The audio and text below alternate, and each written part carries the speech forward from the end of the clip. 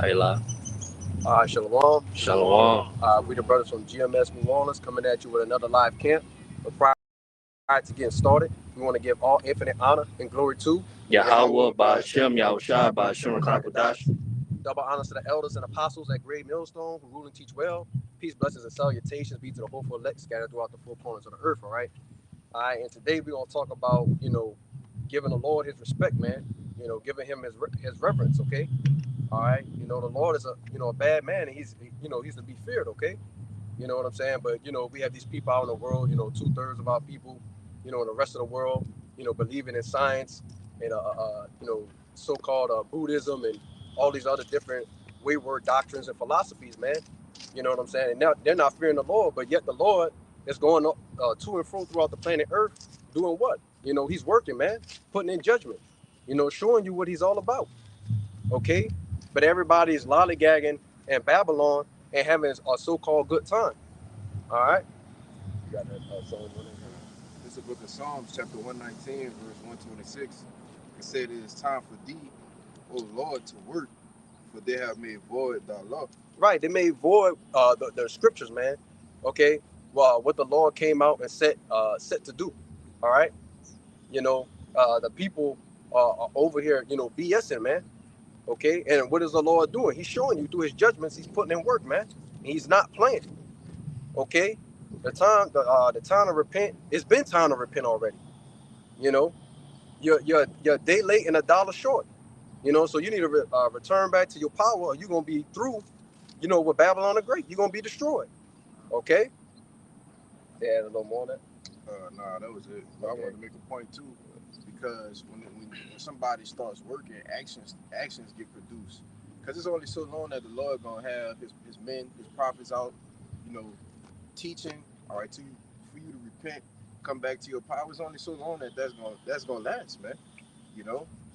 Like the brothers. You want to say something? I want to say too, yeah, how they making void thy law. They say, man, they glorify wickedness, man. The things that the law is against. That's why it's time for the Lord to work, man. Yeah, because ultimately the Lord is getting tired of seeing it, right? Yep. The angels reporting it in, and the Lord, he can't behold wickedness for much longer. That's why I said I will hold my tongue no more, and that's why I said, action is going to start getting produced in mass numbers. We're going to start seeing hundreds of thousands of people dying, by the judgment of the Lord. Like I said, the Lord stopped holding his tongue, right? When the apostles and Abba Bivens and men of that nature, started coming out and preaching his word, man. Right? They discussing the things that Esau Edom is planning to do. Right? Telling you so-called Negroes, Latinos, and Native Americans that you are the children of Israel. Right? That's when the Lord stopped, holding his tongue. And he's been talking for 40 years. Yeah. He getting tired of talking, man. And I remember when I first came in, the brother Kaya, he always used to say, "Hey, the Lord finna start putting up biblical numbers, yes. Right? Biblical numbers, mass death. Okay, and we starting to see that with what these wars, okay, over there in Palestine and Israel, So the Lord, he's actually starting to put those numbers in the earth, and hey, this place is about to get its just dessert too. Right. So backing up what the brother said, man, I believe it was, if I'm not mistaken, it was the Assyrians, where the Lord had slew like 100-something thousand men. You know what I'm saying? The angel of the Lord came through, and when the men woke up at the next day, they was like, dang, who did this? It was the Lord that did it. You know what I'm saying? He's putting his name on everything he's doing in the planet. Okay? And what is Jake doing, man? Jake is out here playing around, man. Everything's a game, man. But not everything is freaking funny, man. Okay? People, are out here risking their lives to teach you the truth, through the spirit and power of Yahweh Shema Shah, and you're rejecting the word, right? You know what I'm saying? You're rejecting basically, the hand of the Lord. Here you're hanging off a damn cliff, you know what I'm saying? And instead of taking the hand, you end up smacking it away. So and that's what we're going into, man. People not showing the Lord his respect, man. I'm sick and tired of it. Me personally, you know what I'm saying? I'm sick and tired of seeing, people treat the Lord the way they've been treating him, man. And we see what he's doing in the earth already. It just ain't really touched Babylon yet. But it's going to touch Babylon in a major way.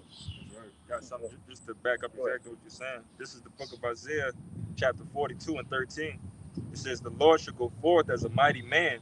He shall stir up jealousy like a man of war. He shall cry, yea, roar. He shall prevail against his enemies. Is the point. I have a long time holding my peace. I have been still and refrained myself. Now will I cry like a travailing woman. I will destroy and devour at once. Right, exactly. Man, the Lord's not holding his peace no more. There was a time when the Lord you turned a blind eye to the things that you did, okay? You was once a so-called a wicked man, you know what I'm saying? But you repented. You came back to the Lord. You started doing the righteous works, you know what I'm saying? But for the other people that ain't did that and are not repenting, man, you know, judgment is set for you, okay? If I can see it, tell you, I believe it's in First or Second Corinthians. Salaki for not knowing directly where it's at, but it tell you that the Lord wink at, basically the mishaps of the men of the Lord, man. He wink at your ignorance. Yeah, right. Because we were ignorant, we didn't know, right? And now we know, so we do what? We revert, right, and come back to the Lord and do best we could. You got it. Con. I got you. Go ahead. This Proverbs. Oh, go ahead. You've been holding. No. This Habakkuk 1 and 2, and it reads, O Lord, how long shall I cry, and thou wilt not hear? Even cry unto thee of violence, and thou wilt not save. Why dost thou shew me iniquity, and cause me to behold grievance? For spoiling and violence are before me, and there are that rise up strife and contention. Therefore the law is slack, and judgment doth never go forth, for the wicked doth compass about the righteous. Therefore wrong judgment proceeded. And we coming in the same spirit as Habakkuk right there, man. All right, we seeing, the multitude of whoredoms. Okay, we seeing the acts of violence, and the list goes on. All right, we crying out unto the Lord, but we know, and we see that we watching the time tick down on this bomb, man. We understand that the Lord is about to, make a speedy riddance of the wicked. Okay, so we're not sitting here in a wars me spirit, but we also crying out unto the Lord and telling them, hey, they got shit going on down here, which he know that it's all in his time. Okay, that's the reason why I brought this out. All right, because it's all in his time. He's letting the wicked build up a tab in which they can't pay back. You see? But you got it. Right, because what is the wicked, man? They're nothing but a bunch of fugitives, man. That's They've right. been running for judgment, because when you ask a so-called white person, which basically is an Edomite, you know what I'm saying? What do they always say? Well, it wasn't me. Right. I didn't do it. Which goes to show you, man, they fall in that I believe it's Wisdom of Solomon, the second chapter. Oh, we don't come back. We know our life is as a vapor. When we die, that's it. Because they don't have no understanding on what's really going on, man. Yeah, you were your forefathers, man. Just like we were our forefathers, right? We sinned and went off. The Lord punished us for it, and he held your punishment till now, man. And now you about to get your just desserts. Give me that First Samuel. This is the book of 1 Samuel chapter 2 and 3. It says, talk no more so exceeding proudly. Let not arrogancy come out of your mouth. Right, and who's the proud guy, right? Who's the arrogant guy? Yeah, our people picked up bad habits and traits from Esau Edom, man. But he's the guy, man. He's the one that's talking shit. Okay, he's the guy that said, well, look, we don't need a God. You know what I'm saying? We are gods, and not only that, we can upset him as much as we like. You know what I'm saying? Through his what? Through his doctrines, his philosophies, the things, his instruments. Okay, the things that he's made up, right, to go along on the planet Earth. Okay, going back into his science. Okay, his technology. Those are the things that are against the Heavenly Father, man. He didn't forget about that. So when he comes back, he's going to destroy all that he made and then some. Okay. It says, for the Lord Yahweh is a power of knowledge, and by him actions are weighed. Right. So watch what you say, man. Okay. You know what I'm saying? Because the Lord, he's going to hold you to it. Right. The scriptures teach you that, man. And give me the it speaks on that. But yeah, man, the Lord's gonna hold you to what you said, man. He hears your backbiting, your whispers, your murmurings, all of that. Okay, you're not gonna get away with it, and especially you, Esau, because ain't nobody talk more shit than you. You know. Wisdom of Solomon 1 and 8, I believe it says, therefore he that speaketh unrighteous things cannot be hid, neither shall vengeance, when it punisheth, pass by him. For inquisition shall be made into the counsels of the ungodly. Right, and the Lord's gonna acquire a diligent search. He said, "Well, let me see what this dude been talking about all this time." You know what I'm saying? What has he been saying? Oh, he said all this. Does he not know who I am?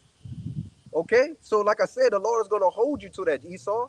You know what I'm saying? And you're gonna be punished by just not only your actions, but off the things you said too as well.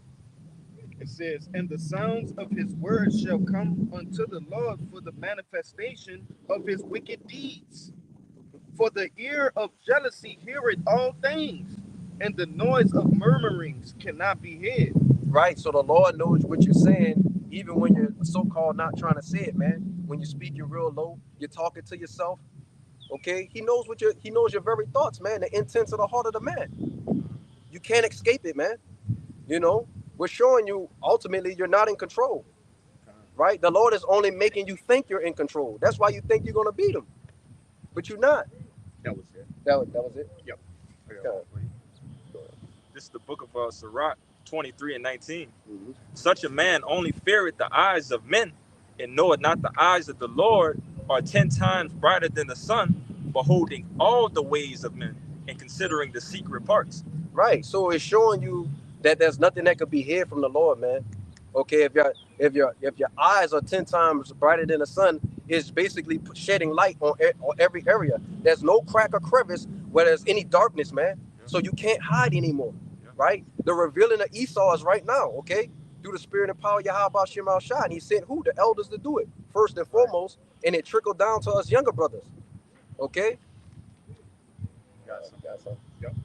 This second Ezra, chapter 6 and verse 18, and it reads, and it said, behold, the days come that I will begin to draw nigh and to visit them that dwell upon the earth, and I will begin to make inquisition of them what they be that have hurt unjustly with their unrighteousness, and when the affliction of Zion shall be fulfilled. Right, that goes that deep, diligent search. He said, okay, again, let me see what they did to my people.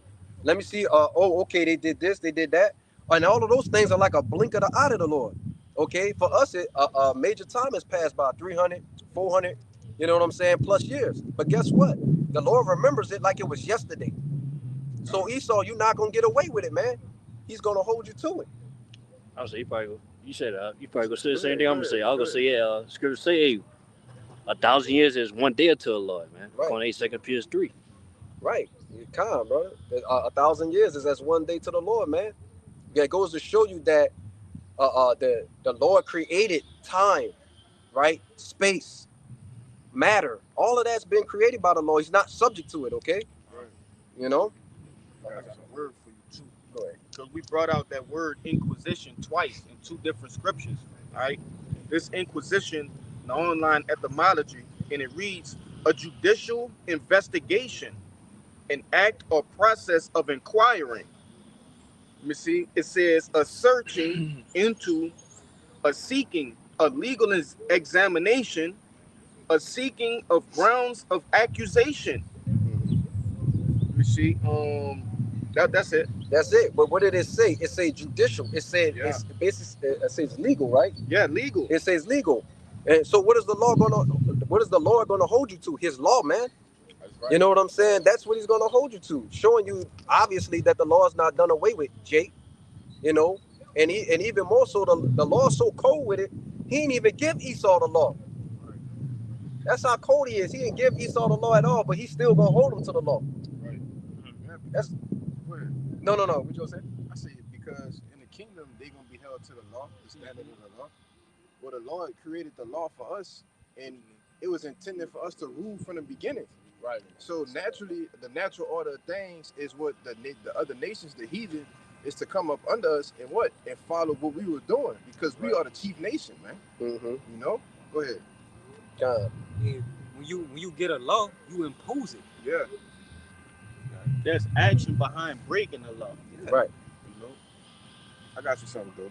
You got something for It's 2 Ezra chapter 8, verse 55. mm-hmm. It says, and therefore ask no more questions concerning the multitude of them that perish. For when they had taken liberty, they despised the Most High. They thought scorn of his law and forsook his ways. Moreover, they have trodden down his righteous and said in their heart that there is no power, or that there is no God. Yea, and knowing they must die. For as the things afore shall receive you, so thirst and pain are prepared for them. For it was not his will that men should come to naught, but they which be created have defiled the name of him that made them, and were unthankful unto him which prepared life for them, and therefore is my judgment now at hand. And what did it say, man? It said a lot in there, but it said they were unthankful for the life that the Lord had prepared for them, which means the people didn't want to repent. Yeah. Here it is, the Lord is offering you immortality, right? You're going to be able to live forever. You're going to have the best fruits of the planet. Everything you eat and drink is going to be nourishing to the body at its max, okay? You know what I'm saying? You're going to have, women, okay, riches within the earth. You're going to be a king, a judge. And here it is, you want to go and work a 9 to 5 for the rest of your life, only to die at the age of 55 from diabetes. It's ridiculous, man. So you deserve to be punished, man. You deserve to be put to death. There's nothing else the Lord could do for you, okay? But to put you back in your right state of mind. It said, well, when they had taken liberty, they despised the Most High. They literally despised the Most High. You don't think the Lord know that you're despising him? Go ahead, bro. Right, so, okay. Right, so, hey, look, man. It said they despise the Lord, man. So what do you think in like-minded the people are going to get in return? You think the Lord's just going to come out of the sky? He's all hugs and kisses. He's coming with flowers and petals for you to walk on. No, man, the scriptures teach you he's coming back to judge and make war, man. Right. He's coming back for major bloodshed. He's coming back for payback, vengeance. Okay? I got the Revelation, Proverbs chapter 8, verse 32. It says, now therefore hearken unto me, O ye children, for blessed are they that keep my ways. Hear instruction and be wise and refuse it not. Right. Blessed is the man that heareth me, watching daily at my gates. Right, and that's what we're doing, man. We're watching daily at the Lord's gates, man. We out here on the highways and hedges. We're teaching the people the truth. We're trying to wake up people in the spirit, okay? That's our job, man. You know what I'm saying? We're presenting our bodies a living sacrifice, okay? You know what I'm saying? We're waiting on the return of Yahweh Shema Shah. I got something. You want some more? Yeah, give me some more on that. It's going to be all the way at 36, I think. Yeah, all the way to the end. Yeah. It says, blessed is the man that heareth me, watching daily at my gates, waiting at the posts of my doors. For whoso findeth me findeth life, and shall obtain favor of the Lord. But he that sinneth against me wrongeth his own soul. All they that hate me love death. Right. So if you hate the Lord, you want to die. Okay? You literally want to die. You're asking to be killed. Okay? First class ticket. Right. You on a wrong way down a one way, and it's gonna lead you straight to death, man. But that's what you're asking when you don't repent. The law says it's either repent or die. The choices are very simple. You can call it an ultimatum if you like. But the point is, you're going to die, Jake, if you don't do the right things. Okay? You say you had a... Yeah, I got some, again, with our people, in their wrongdoings, just constantly just resisting the disrespect, man. It says Acts chapter 7, verse 51. It says, ye stiff-necked and uncircumcised in heart and ears, ye do always resist the Holy Spirit as your fathers did. So do ye. Which of the prophets have not your fathers persecuted? And they have slain them which showed before of the coming of the just one, of whom ye have been now the betrayers and murderers. Right, and exactly, man. And we seen that today in the chat earlier, man, that they had a brother that basically suffered persecution, earlier, okay? You know what I'm saying? And who was at the hands of? It was at the hands of a Jake. And more than likely, you know what I'm saying? He sold out. Somebody came to him, offer him a little bit of money, say, man, you know, go do this brother some hurt, man. But the Lord said, touch not my prophets, touch not my anointed and do my prophets no harm, man. Okay? So, you know, I was watching a video earlier. The Lord said, the brother said he was going to throw up curses on him. And I was right there with him. You know what I'm saying? You know what I'm saying? Because you deserve it, man. Yeah. You know, we're tired of you sell out. And you wicked jakes, man. Okay? Right. You damn coon in there having ass jakes, man. Yeah. You're aggravating to deal with, and there's nothing else to do with you. You don't want to repent, you gotta go. Yeah. That's it. And if I could back you up, brother, again, you know what this is going into, we could look through our entire history and see that it's most of the time, majority of the times, it's always been Jake going against the prophets, bro. So again, right before you get to it, you know, it's nothing new under the sun. So these people are here in their lots, as we are in our lots right now, you know, preaching the word of Yahweh Shem Yahushua. The 2/3 of our people that have persecuted, you know, the prophets back then, they still here fulfilling their roles, you know, but that's going to end with death, you know. But you got it, bro. You bring out what you got. This is 2nd Ezra chapter 1 in verse 32, and it reads, I sent unto you my servants, the prophets, whom ye have taken and slain, and torn their bodies in pieces, whose blood will I require at your hands, said the Lord. Right, exactly. So, you know, what did they do, man? Right? They misused the prophets, they abused the prophets, they killed the prophets. And that's at the hands of Israelites, man. Okay? So the Lord didn't basically pass away and the people was like, let his blood be upon us. Those words wasn't said for no reason. Okay, because in today's time, guess what? The people are gonna have to be what? They're gonna have to be put to death for that, man. You know, now we know the blood could be upon you to save you, or it could be upon you for judgment, which is to ultimately kill you, man. You're gonna die with this beast system. Okay? You're gonna be basically nuke food. That's even if you make it that far. You know? And honestly, bro, I pray for those people that, you know, oppose us and do brothers harm to be preserved for the greatest destruction. Right. You know, however that may come to them, I hope they get past all of that, you know, little shit that, you know, regular 2/3 is gonna get that have no idea that what we doing. You see, those that do know, they actually persecute us, bro. I hope the Lord got a special gift for them, bro. And usually that comes with a slow death. Yeah. Because a bullet to the head, you know, just backing up what the brother said, a bullet, that's too easy.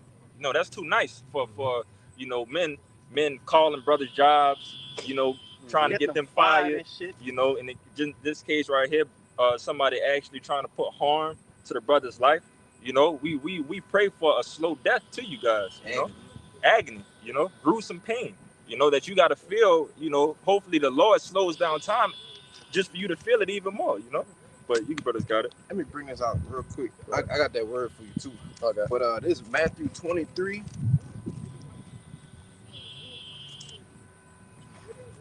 That's crazy, that horn, bro. Yeah, that's crazy. That's that numbers. Time, yeah, that's Satan. Just that word. Right. It's the end of the word. 28. It says, I'm trying to see where I started at, man. I started at 27. It says, woe unto you scribes and Pharisees, red letters, Yahweh speaking. Yep. Hypocrites, for ye are like unto whited sepulchres, which indeed appear beautiful outward, but are within full of dead men's bones and all uncleanliness. Even so ye also outwardly appear righteous unto men, but within ye are full of hypocrisy and iniquity. Woe unto you scribes and Pharisees, hypocrites, because ye build the tombs of the prophets and garnish the sepulchres of the righteous, and say, and it's the point, and say, if we had been in the days of our fathers, we would not have been partakers with them in the blood of the prophets. Wherefore, ye be witnesses unto yourselves. So I'm telling you straight up, this is you. I'm telling you straight up, be a witness to yourself that this is what you're doing. It says that ye are the children of them which killed the prophets. And that's the point. you know, like the brother was saying, those people that say, oh, you know, I wouldn't have did that, you know, in the scriptures, you know, saying give us Barabbas. No, you wouldn't have did that. You did it already. Right, You already did it, man. You know, go ahead, you got it. Right, and what the Lord does for us, man, he leaves behind what? So-called breadcrumbs, clues, right? Adjectives describing the people, man. Okay, so we can know how to identify those people in today's time.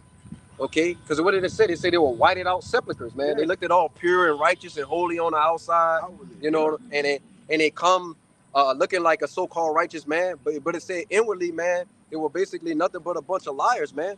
You know, people in a word for filthy lucre. Okay, they wanted to prosper in a way that was unrighteous, man. Right? They basically and they were liars too, right? And what are we? Right? We're dealing with that right now amongst people in today's time, man. Okay, you know, dealing with the different camps. You know, you got that word for me? Yeah, kind of. Let me read. I'll just get the word. Yeah, you can just get the word. Right, this the word Sicarios, Strong's G4607. It says an assassin, one who carries a dagger, or a short sword under his clothing, that he may kill secretly and treacherously anyone he wishes to. Right. So exactly, man. You know what I'm saying? You want to, you know, basically go and roll with people that call themselves Sakari, not knowing what the word actually means, man. You know, those people were the murderers back then, man. They didn't agree with the ways of Yahweh Shema Shah. They didn't stick with the program.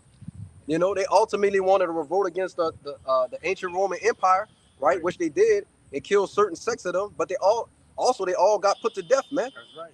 Ain't none of them survived. Which go to show you, man, if you live by the sword, you're gonna die by the sword. Okay? They try to make their own way.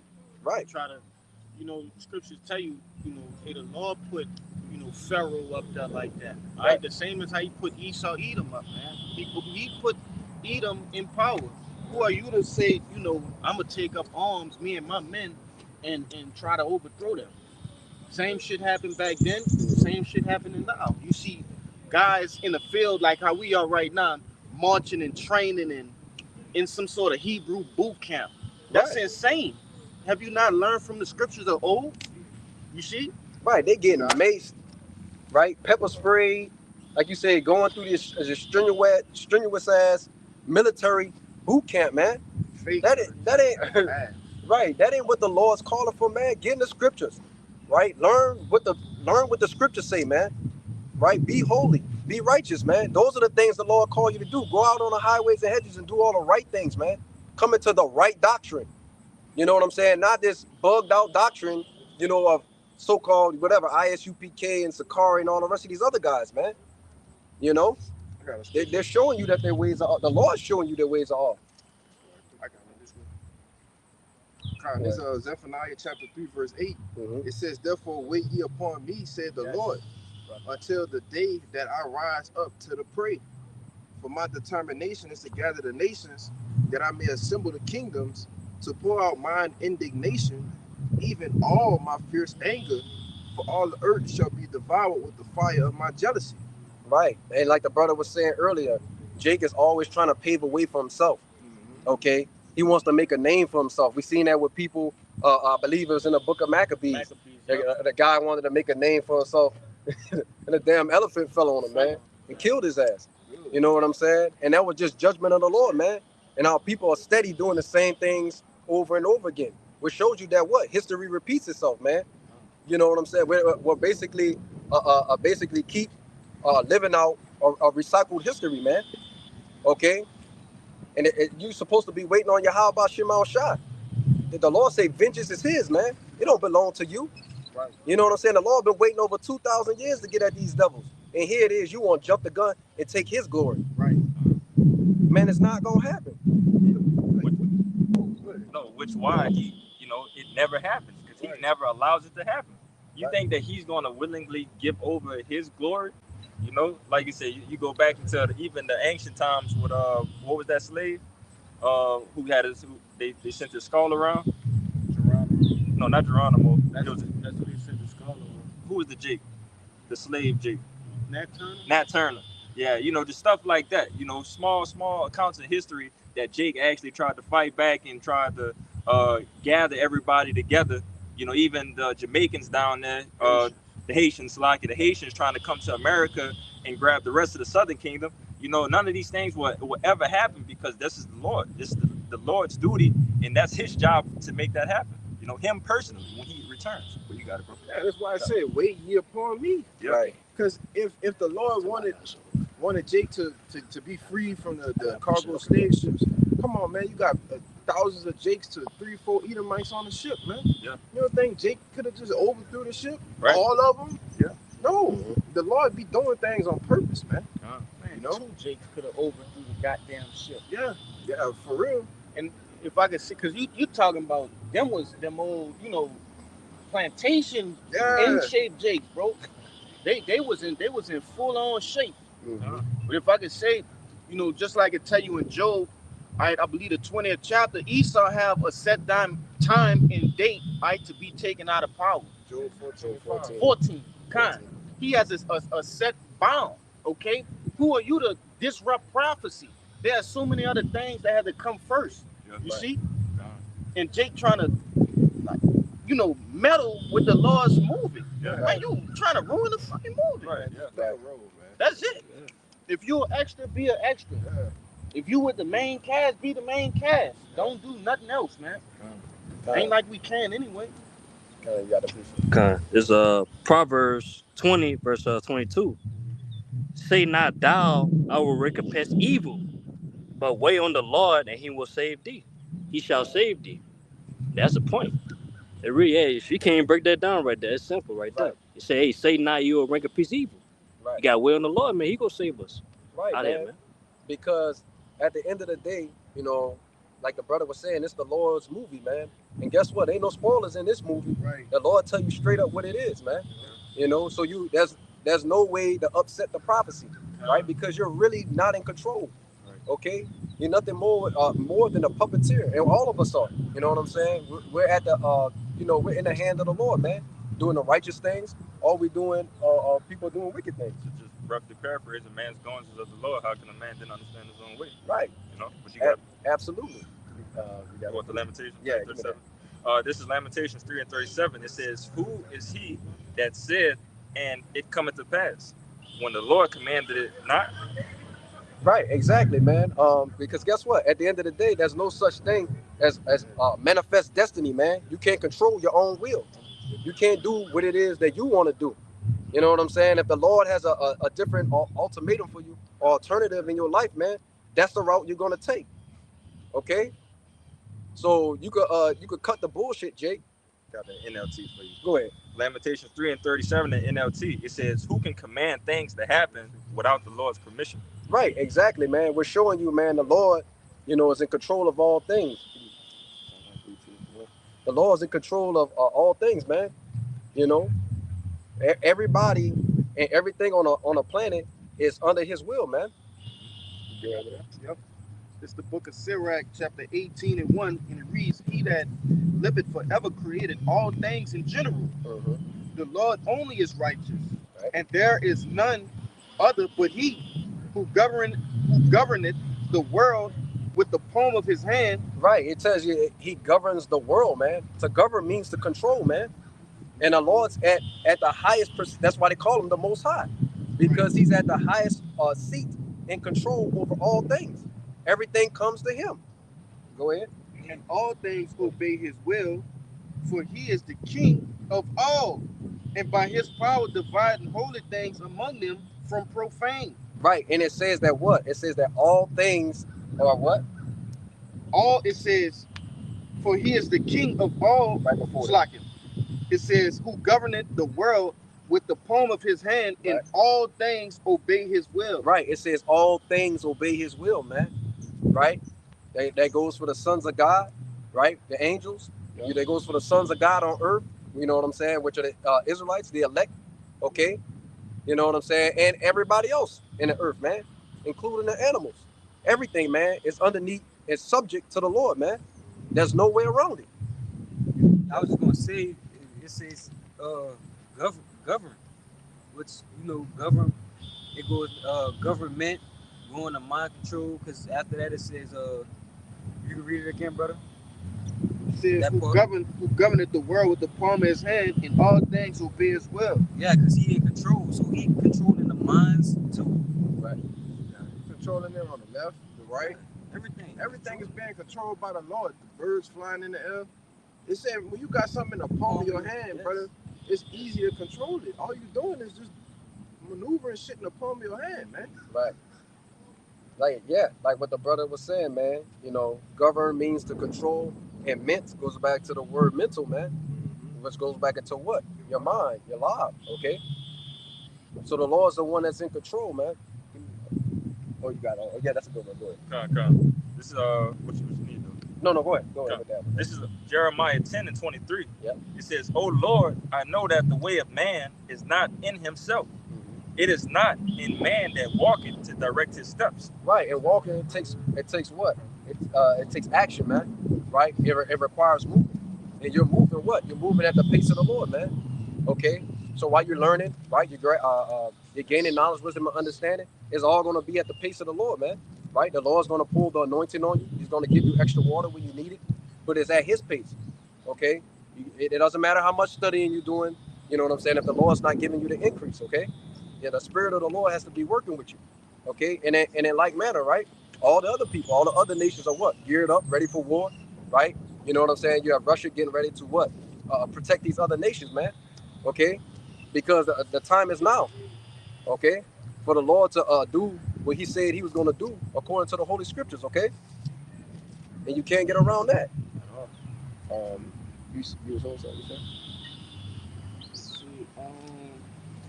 Nah, you got it. I think it passed. Proverbs 16. I'm right there. You got it. I'm 16 and 9. 16. You get that. I'm right yeah, there go too. ahead. Go ahead. Proverbs 16:1, huh? Yeah. Proverbs 9 16:1. It says the preparations of the heart and man, and the answer of the tongue is from the Lord. All the ways of a man are clean in his own eyes, but the Lord Yahweh weigheth the spirits. Right. All the ways of man is clean in his own ways, but the Lord is the one that does what? Weighs the actions of the man, right? And it said what? Preparations. Those are things that you're about to do, right? Not things that you've done already. It's things that you are about to do, man. So showing you that what? Again, you're nothing but a puppet in the hand of the Lord, man. He's the one pulling the strings, and there's no way to get around that, man. Okay. Even the Lord said, "I come in not to do my will, but the will of my Father." Right. Okay. You want to get verse 9, or you want to read it? No, Okay, yeah, you can go read ahead. Yeah, verse 9. Proverbs 16:9. It says, a man's heart deviseth his way, but the Lord Yahweh directed his steps. Right, and what? That goes back into what we was talking about earlier, man, with the Jeremiah 10:23, man.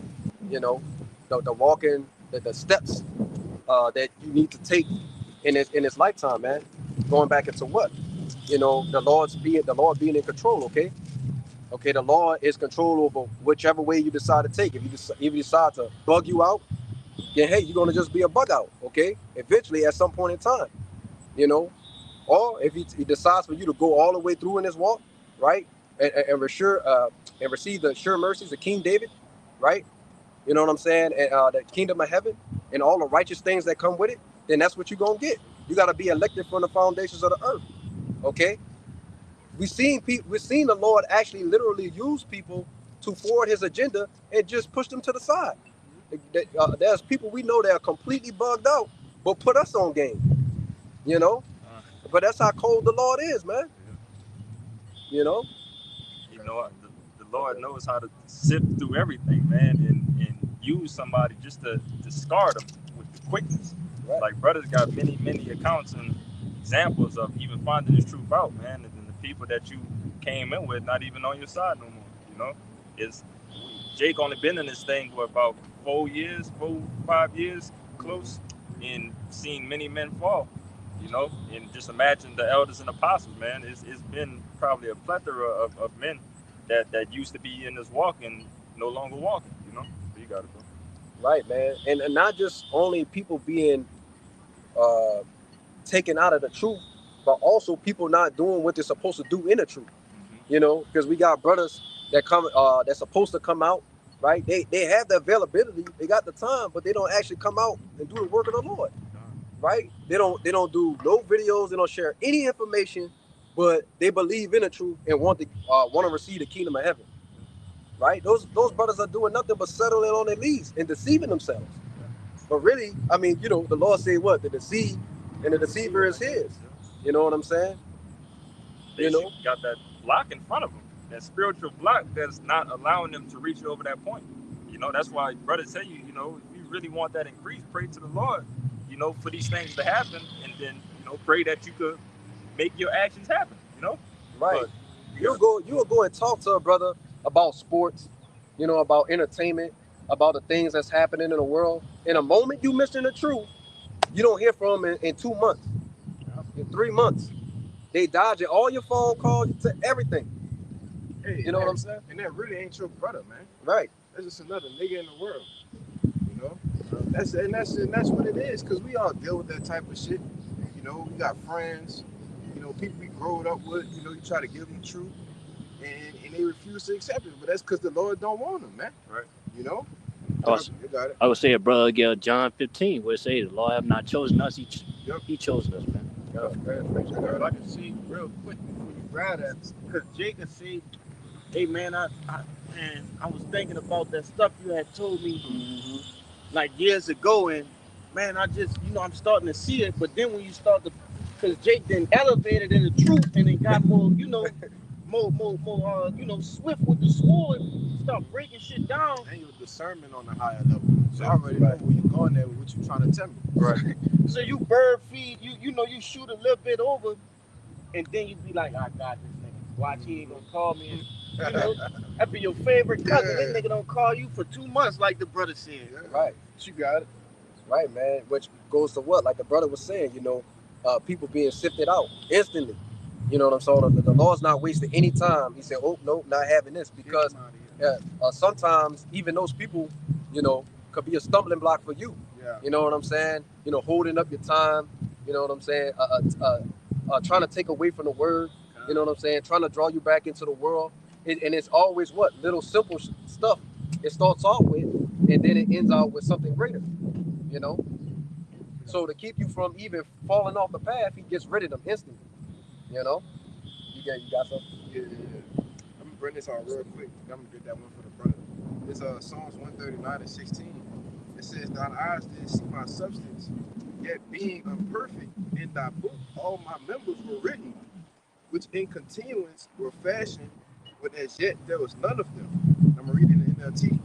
It says, "You saw me before I was born. Every day of my life was recorded in your book.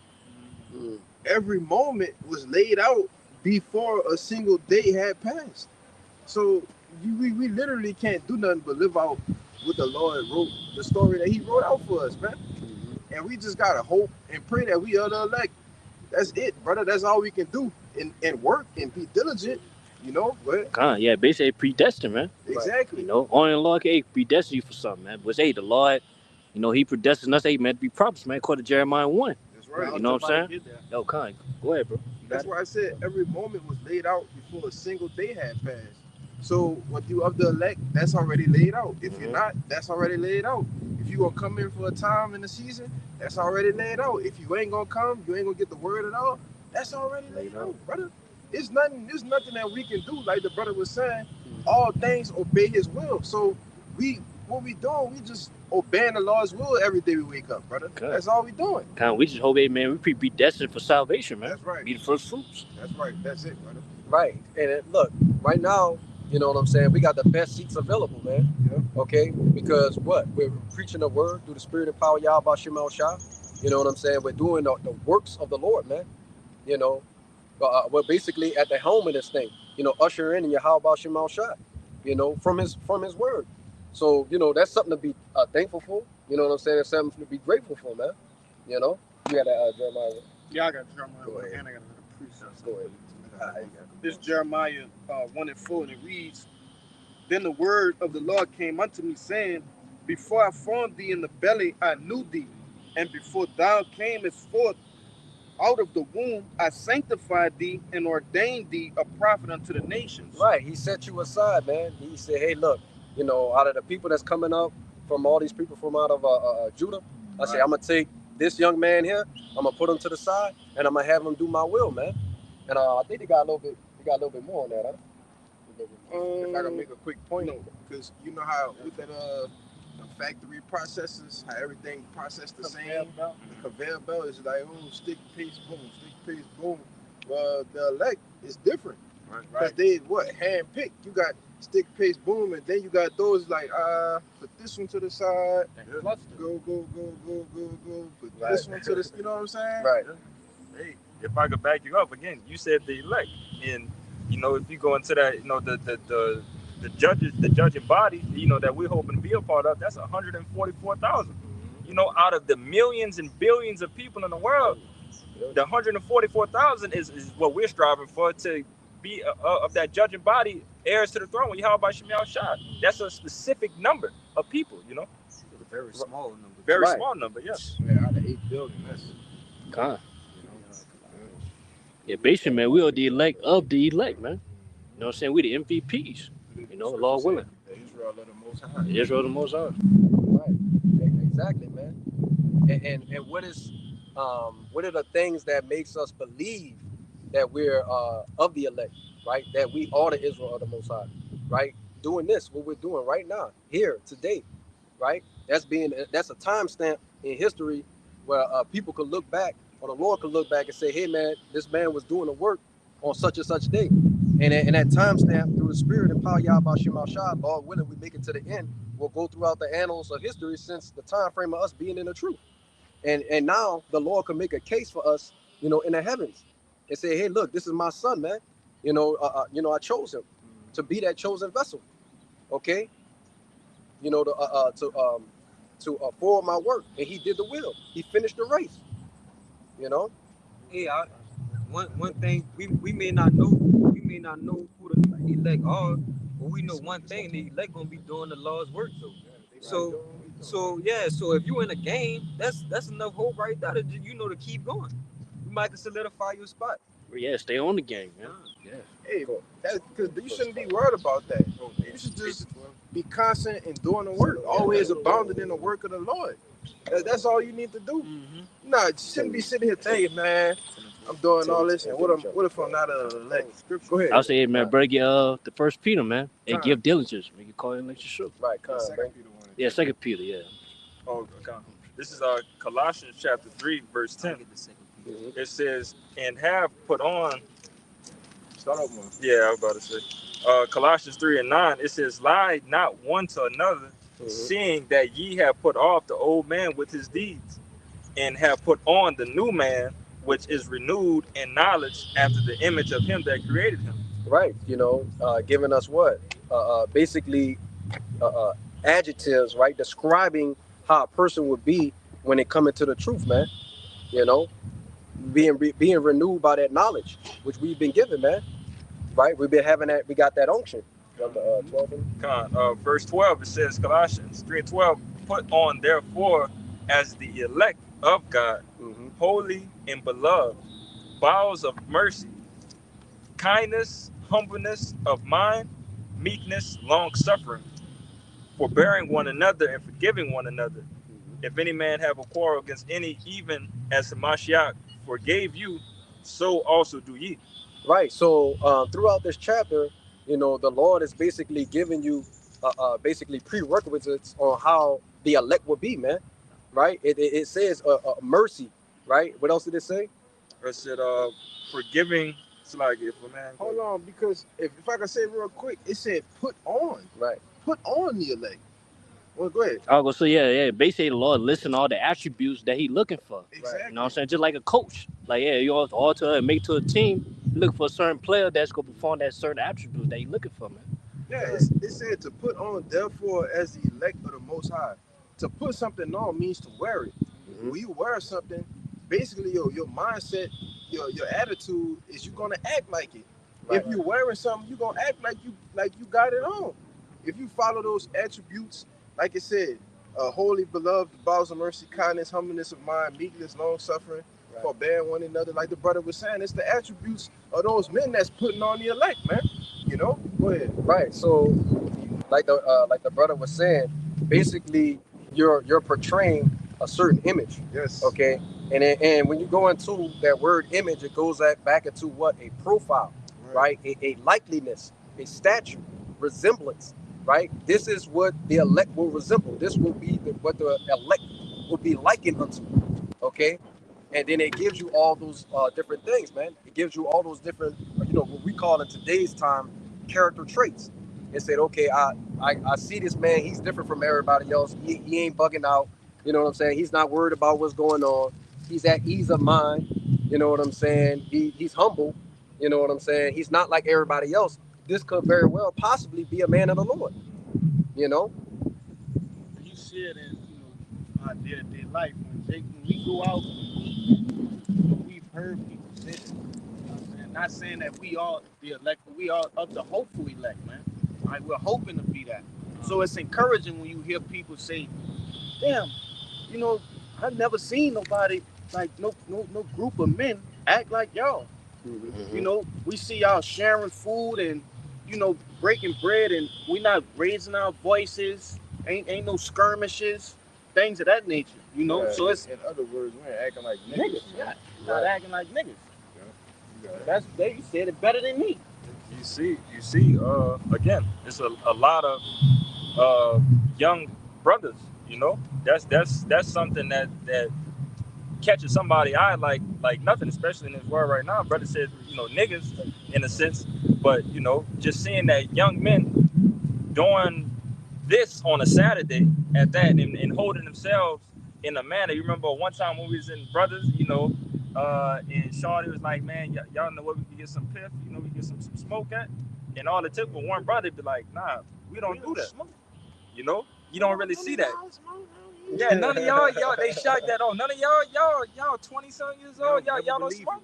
No, we don't do that. Black lip ass away from me. Black lip ass. Yo, come on. Spanking ass out of here. God, we don't move like that. Again, the Lord, He's giving you these characteristics of the elect, and I like to say, this audition that we have going on right now, we're trying to play our role in receive that star movie role, Mm-hmm. Yeah, I got some. This Second Ezra chapter 9, verse 20. You can bring. Oh, Yeah, you bring it. got Yeah, get that, bro. Yeah, this 2 Peter 1 and 10. Okay. It says, wherefore the rather, brethren, give diligence to make your calling and election sure. For if you do these things, you shall never fail. Right, exactly. Never fall, somebody. Right, come on, man. Yeah, man, that's what we supposed to be doing, man.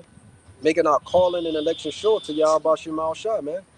If you're not doing the works of the Lord, man, you're gonna get left behind. The Lord gonna say, I didn't know you, or I don't know you, and you don't want to be that guy, man. I seen a testimony of a brother, you know what I'm saying, amongst the body. All these other brothers crossed the line, but he ain't get the nod from, the elders. You know what I'm saying? Which means that there was something off about that brother's spirit, but he was amongst the brotherhood, right? Which strike fear in the brothers even after they crossed the line, because they didn't know what to expect next. That dream that brother had. Yeah, the dream the brother had. I remember that. Yeah, so it goes to show you how serious this is, man. We in serious business. Because a lot of things that you might look good on camera, like the elders say all the time, what you doing gonna look good on the camera. You bringing it out, you can prophesy, But what you doing when you're not around the brothers, what you doing when you're not on camera, all of that matters, man. That's who you are. That's Right. who you are. You could be a perfect man of the Lord on the camera, Right. brother, and off the camera you could just be a total nigga. Hey, cause Jake good at acting, bro. Good at acting, Jake brother. know how to act. They didn't fall for the Jacob, brother. They supplanted, and that's like the brother started off, and it was started to camp off. That's where the respect come in for the Lord, man. Mm-hmm. All right, your reverence, man. Because if you truly feel the Lord, you truly have a revere the Lord, then you're not gonna be acting like that, man. Because the Lord will fuck you up, man. Right. Go ahead, bro. I have a precept too. Okay, You good. bring it up? Okay. It's Hebrews 6:11. It says, and we desire that every one of you do shew the same diligence to the full assurance of hope unto the end, that ye be not slothful, but followers of them who through faith and patience inherit the promises, man. And that's, it says we desire. So we I gotta get the word desire to see what it means right quick. You know? Go ahead, speak on it, brother. I got Yeah, so man, look, we desire what? The day of the Lord, man. Yeah. We desire his coming, man. You know what I'm saying? We're patiently waiting. You got it? Yeah. Go ahead. It says to wish or long for, to express a wish to obtain. But that's the point. It says to long for, to demand or expect. So when you go back to Hebrews 6:11, it says, and we expect. You see, we demand that every one of you do shew the same diligence to the full assurance of hope unto the end. So we man, the men of the Lord in the past times is demanding that we shew this diligence. Right. They're demanding that we have this hope and patience and faith unto the end, man. And this is an exhortation to the brothers in the ministry. You know, it Right. says, go ahead. No, you got some more. Yeah, I'm gonna just read verse 12. Okay, go ahead. It says that ye be not slothful. So they demand you to not be slothful, man. Fervent in the spirit, handling the Lord's work, man. You working for the King of the universe, for crying out loud, man. Right. It says, but followers of them who through faith and patience inherit the promises. Right. You know, got it? Yeah, man. So what is it saying, man? It said don't be slothful, man. And the desiring, all right, right? The brother went into the word desire, which means the wanting of something, the longing for something. You know what I'm saying? You really want this bad. You really want it to happen, man. And it said don't be slothful, man. The scriptures talk about, basically, the people being like unto an ant, man. And what does an ant do? It constantly at work, man. It's working. For what? You know what I'm saying? To build itself up. So at the end of the day, it can protect the things that's necessary to be protected, man. And potentially, I believe it's the queen they have to protect and all the rest of that kind of stuff. Okay? But the point is, it's always constantly at work, man. And that's what we are, man. You know what I'm saying? We get our breakdowns, we study those, right? We're constantly doing the work. We're doing videos, okay? We out on the highways and byways. Okay, these are the things that we're doing, and it's necessary towards salvation. Yeah. Right? You can't receive it without it. Charity. Right, charity too. Yeah, well, I said it's important to that. Do the work. Consistently do it. You know what I'm saying? Because that's how, hey, man, the eyes of the Lord stay upon us, man. Hey, the Holy Spirit be with us, man. God. You know what I'm saying? Because, hey, man, it's not just, one day good work, then you just done. You know what I'm saying? Now, the work don't stop, man. It's not a seasonal thing, man. It's a every It's day continuous. thing. Right. Which is, if I can say it real quick, which is when you go into the word diligent, it means to work earnestly or to work hard, to strive for something. If you're working hard for something to obtain it, and it's gonna last for eternal, all right, it's gonna give you a crown of immortality. Well, how much putting in the work every day? How much that's gonna count towards that, man? Huh. Go ahead. Yeah, man, Jake do it for that to be successful in this world, man. Right. Jake putting away Michael Jordan's, LeBron James, Kobe Bryant. You know what I'm saying? Hey, all these other Jakes, man, that's in higher ups in this world. Yeah, they putting the work in, man, so they can stay relevant. You know what I'm saying?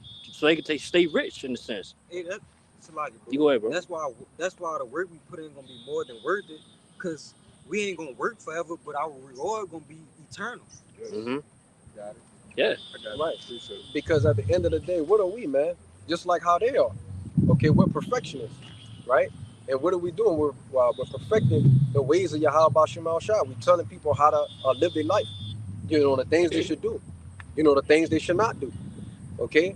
So it behooves you, you know what I'm saying? If like we said earlier, you got to be a part of the elected to get it anyway. But you know what I'm saying? You want that spiritual crown at the end of the day. You know what I'm saying? You got to do the things that pertain to this book.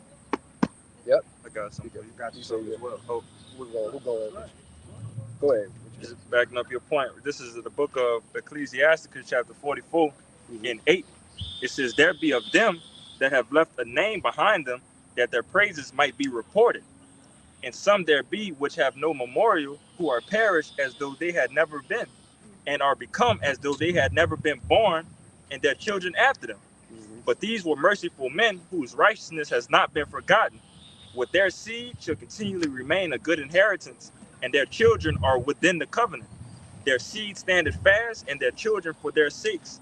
Their seed shall remain forever, and their glory shall not be blotted out.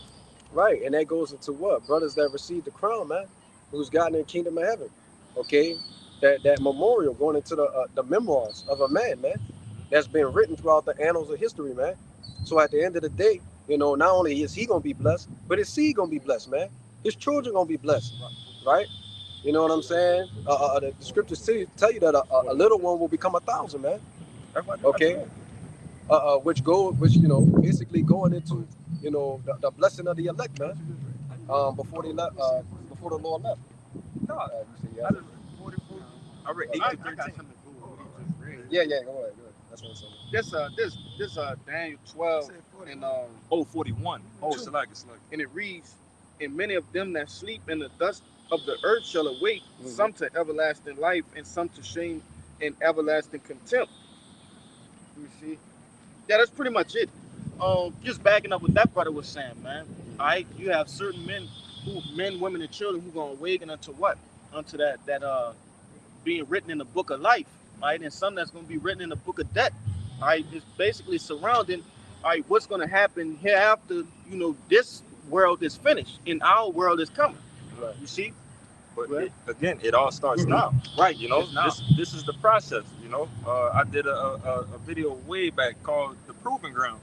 You know, this is the proving grounds right now. This is where we prove that we are worthy to be heirs to the throne. You know, with this audition that we have given from Yahweh Shem Shah. Yeah, how do we prove ourselves? Hey, man, we deserve to be able to know. We gotta continue to do the work, man. That's it. You know, and continue to show these qualities. Show the qualities that, you know, that we went into, that the elect is going to be doing, and continue to build off of it. You know, don't get stagnant just because you have some of these qualities, because as we were just talking about before, in the blink of an eye, the Lord could take that away.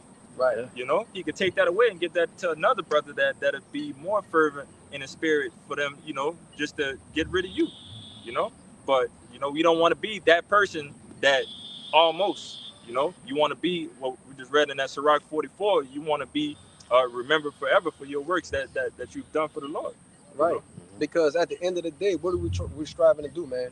We're striving for the kingdom of heaven, right? Victory over the beast, man. Right? And it's going to come with trials. It's going to come with tribulations. Some of us going to be martyrs, okay? You know, some of us going to, you know, live to see Yahweh Shah in his return, you know? But at the end of the day, man, it's all about overcoming the beast system, right? So you can receive those palms, right? So you can receive the victory, so you could get the crown, okay? Because without those things are what? Death, man, right? Shame, right? You're going to wake up. I mean, you'll be reborn in the kingdom of heaven, and your memory is going to be something you don't want to remember, man. Yeah, a lot of you goddamn moles, you know, you sodomites, you back pushers, pill poppers, coons, weed blowers, you know, rod blowers, man. Christians, man. Yeah, man, a lot of y'all gonna be ashamed of the things that y'all done in y'all life, man. You know, a lot of y'all gonna be ashamed. Y'all gonna wake up with that everlasting shame and contempt, and realize that you despise the Lord. You actually have men with different family members, you know, men of the Lord with family, all right, friends in the world, and they get despised, man. Oh, here this nigga go with this shit. You know what I'm saying? Go ahead, man. I got that word. I'll go say, man, shame on the dude, hey, man, trying to kill that brother, man. Yeah. Especially him. Yeah, man. Like I said in that video, the dude threw up all kinds of curses on him. You know what I'm saying? Not just only on him, but his family, the kids, everybody, the friends, everybody, people that sent them, the people that was waiting for him to pick them up, everybody. And in like manner, that should happen. We want it to happen, man. Because at the end of the day, we fucking sick and tired of you jakes, man. We really are. You know, I used to wonder why, when I first joined the truth, I never liked anybody else who wasn't even in the truth. Right. You know, now we show mercy and favor to people that may have it or may have the potential to get it in our spiritual eye that we can see. But everybody else is just like, man, fuck these people. That's it. And that was something I struggled with. I said, man, maybe I should have a little bit more mercy. Now I'm to the point where I ain't no more mercy, man. You know what I'm saying? The mercy doors are closing for the Lord is closing for me too. You know? Yeah, we'll have mercy. not mercy, but you know, we do have people that actually look out for us, or take care of us. They cooking or something, or I'm gonna put his food on the side. I know he don't eat no seafood, he don't eat no pork. You know, there's certain people like that. The very few that actually do, look out for a man of the Lord and don't put what he believe in. Yeah, they respect what we do. Yeah, they respect what we do, man. And the Lord might save them for that. Lord willing, we be able to elect.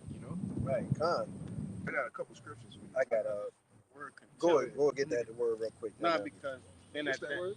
contempt. Oh, contempt. Yeah. Then that Daniel 12, and it reads, open disregard. Remember, it said, shall be awakened to everlasting shame and contempt. So listen, open disregard, disobedience of authority or the law. It says, the general sense, an act of despising, scorn for what is mean. It says vile or worthless. Let me see, is there more? No, that's it. But that's the light that those jakes will be put under in the kingdom of heaven.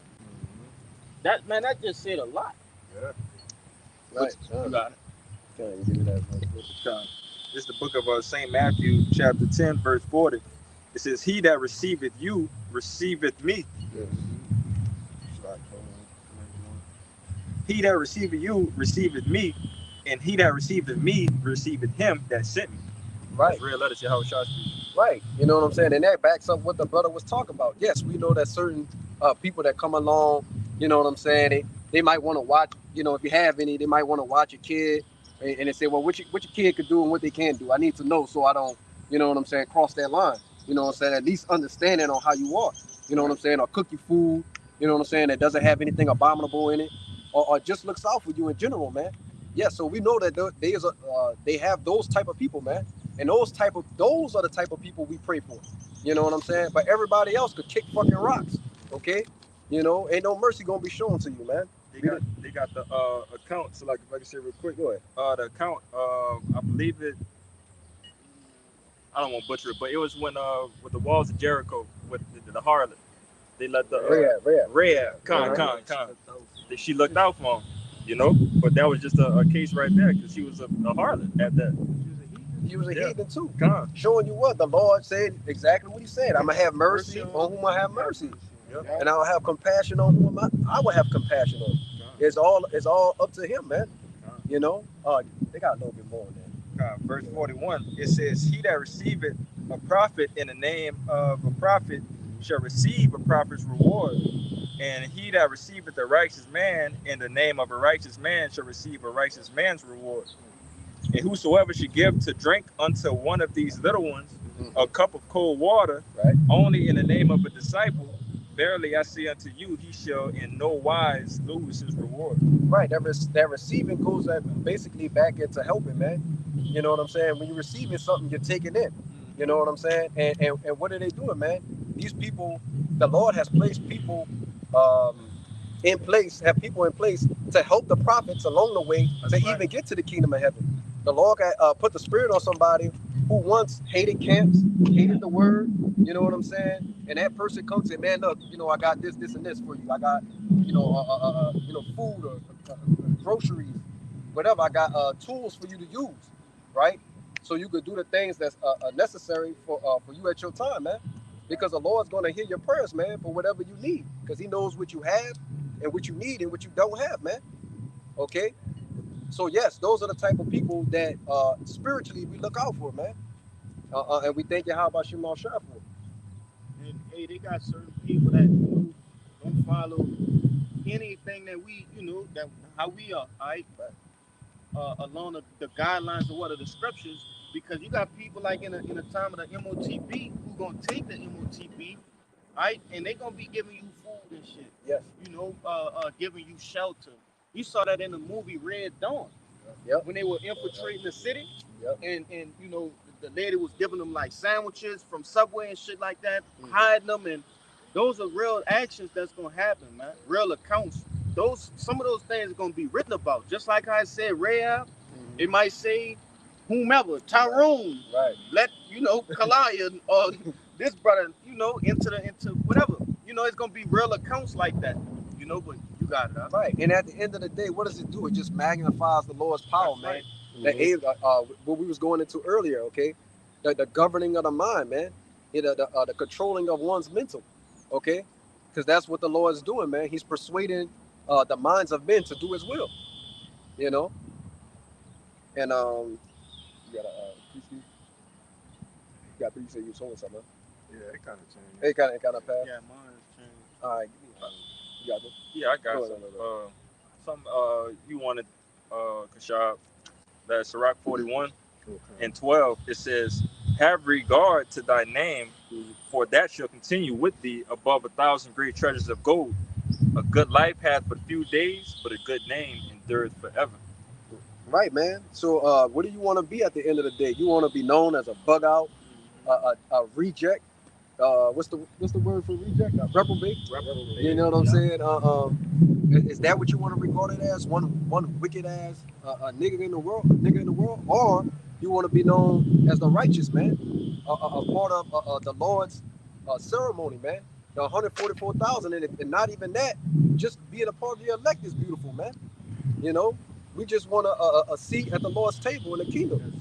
You know, David said, was it David that said, Be a doorkeeper. I'd rather be a doorkeeper in the kingdom of heaven to have the reputation of a wicked ass nigga, man.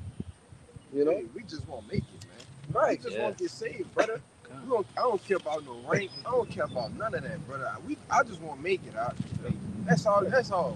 I could see Jake in that day presented before the 12 gates, and an angel tell him, "You got to walk down this one." He's like, "What you mean I left that?"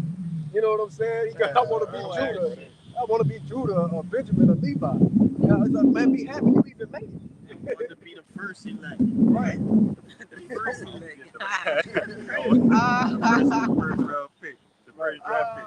But again, you know, even in football, sports, or anything, you know who gets a ring? Everybody that's a part of the staff. Right. So that goes to the water boys, that goes to the trainers, that goes to the cheerleaders. You know, all of them get a ring just for the team winning.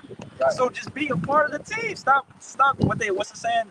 Too many chiefs and not enough Indians. Yeah, everybody want to be a chief, man. Be cool with being an Indian, play your role, and let's win together.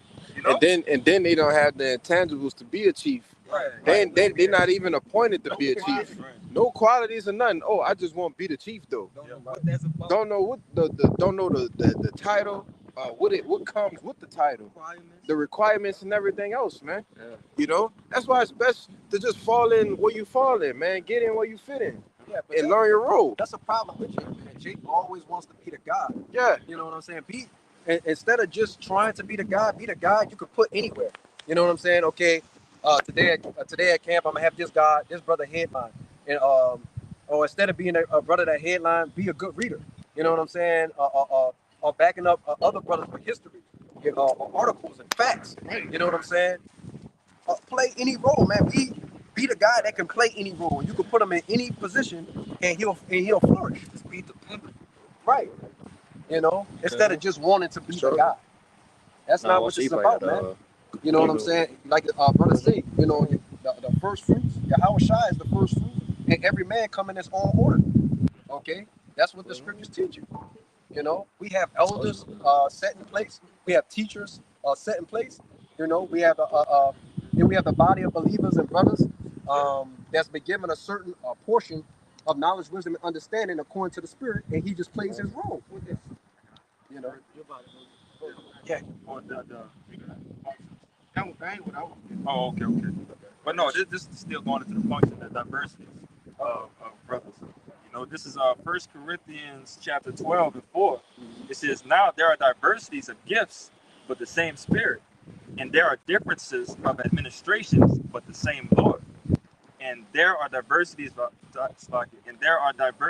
operations, but it is the same God which worketh all in all. Right. But the manifestation of the Spirit is given to every man to profit withal." So again, whatever gift that the Lord has for you, you know, maximize that. You know, what brother say? What's saying? A jack of all trades, but you don't want to be a jack of all trades, but a master of none. Yeah. You know, if that's your role to be able to master this, master that, and play it to the T, play that role to the max. You know, everybody can't be the quarterback. Everybody can't be the wide receiver. Right. You know, so if you're a wide receiver, work on your hands and your route running. Make sure that's elite.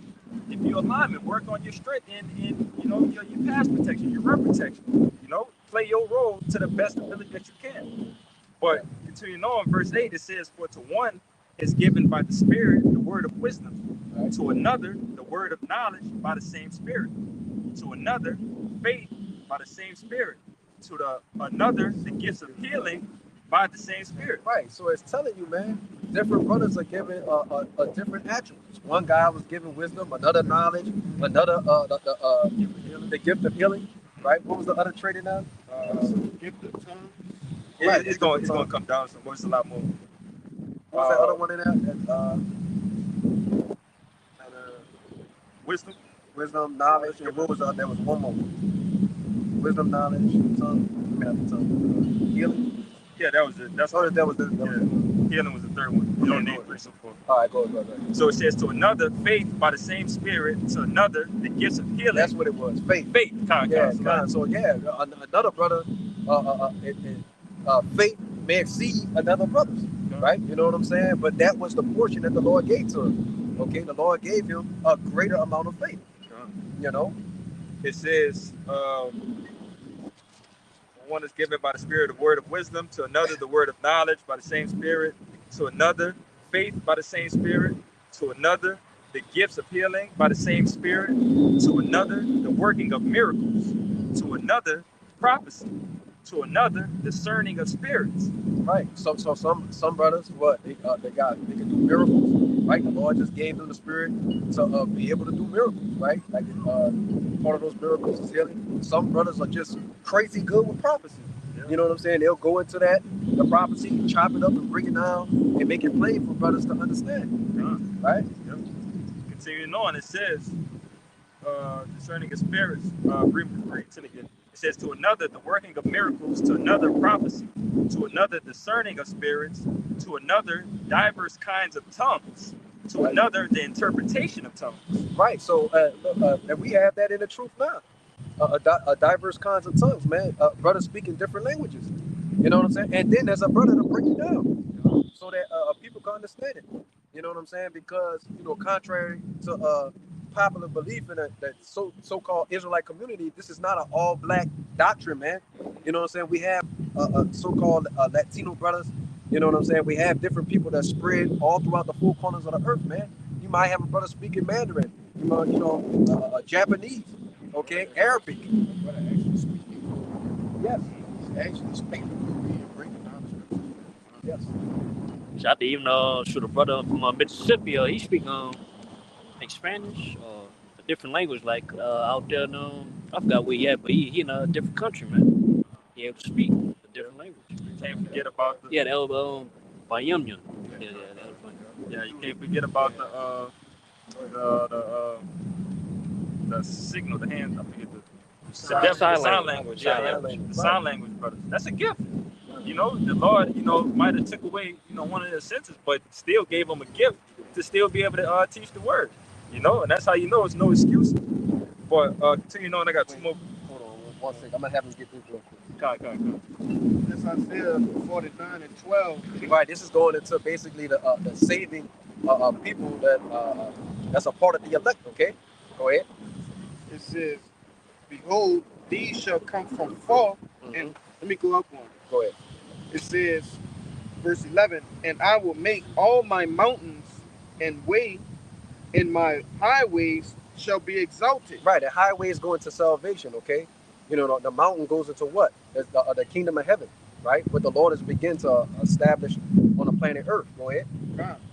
It says, behold, these shall come from far, and lo, these from the north and from the west, right. and these from the land of Sinim. Right, and when you go into that word Sinim, it basically goes into southern China. We're showing you that the Lord's salvation is going to cover what? The four corners of the earth, man. So they're going to be people in those different areas that's going to do what? Speak different languages, which goes back into what this brother was talking about, that diversity of tongues, man. And a person to break down what that prophet is saying, man. Okay? We only got two more verses. I got something real quick. Go ahead. in Psalms 19:3. It says, "There's no speech nor language where their voice is not heard." So the Lord had that set up for an intention, so that all of his people was the Israelite foreigners, right? Those that may look like they're other nations, but their lineage goes back to Israelites, all right? That's mixed in with the other heathen nations, so that they can hear the word, because they might be of the elect. You see? And those other nations that's not of the elect, so they can get their judgment. Right. The Lord have to mark them, man. Right. So just like in ancient times, right? When Paul was going amongst all the other nations, he was doing what? He was preaching the word, and the word was selling what? People that was of the elect, man. Right. Okay. You know, so in like manner, we're doing the same thing, and I believe in that same chapter, it says a line went forth throughout the earth, man. It's verse 4. Their line is going out through all the earth, right? And their words to the end of the world. Right, man. You know what I'm saying? So what is the Lord using, man? Technology, man. Okay, he's using the internet to forward the word, man. So we don't have to travel to all these different lands, you know? So, no, brother, we got to go to Kenya, you know? Then we got to go to Zimbabwe. Right. We'll talk to barbecue. Yeah, you got to, no, brother, we literally got to go there. No, man, the Lord set up the internet, YouTube. Right. It's global, man. It's for a reason. It's global. You know, this is the unicorn that was set up, man. Right. So everybody can hear the words of the Lord. Go ahead, you got it. Like you said, the unicorn, the internet, the satellites. Yep. Okay, the Lord is using all this technology. Esau is using it for wickedness, but the Lord is using it for righteousness. Okay, to forward His agenda and His will, man. To seal the elect throughout the four corners of the earth, so they could get on that highway. Okay. It says 1 Corinthians 12:11. It says, you know, just wrapping everything full circle. But all these worketh that one in the self same spirit, dividing to every man severally as he will. For as the body is one and hath many members, and all the members of that body, of that one body, being many, are one body, so also is the body. Yeah. Right, man. So, you know, the Lord is liking, you know, his men, right? The prophets, right? And the different believers as a body, man. Everybody can't be the eyes. Somebody got to be the ears. Somebody got to play the tongue, the role of the tongue, right? Somebody has to be the hand. The hand eats, you know, the hand eats fingers, man. You got to have your thumbs, different, whatever they call it, phalanges and stuff like that, right? Same thing with your feet, man. Can't walk nowhere without your feet, you know? So the eyebrows, eyelid, hair, you know what I'm saying? Somebody has to be a part of every single aspect of the body. You know what I'm saying? You got the right eye saying, I don't want to be the right, I want to be the left. Why I gotta be the right? You know what I'm saying? It's ridiculous, man. Instead of just being a part of the body. You know? Right. That's why they got that saying, he dance or he move like he got two left feet. Right. Because if you got two left feet, that means you're not moving right. Right. Your body is not functioning how it's meant to be functioning. You have a left foot, you have a right. Yeah. So if you're moving like you got two left feet, that's just a saying that, you know, you're moving weird, you're moving wrong. Right. You know? Right. You're off key. You're never gonna be on key. Yeah. You're off tune to the beat. Yeah. You know what I'm saying? Basically, you bugging. You know, you bugging in the spirit. You know.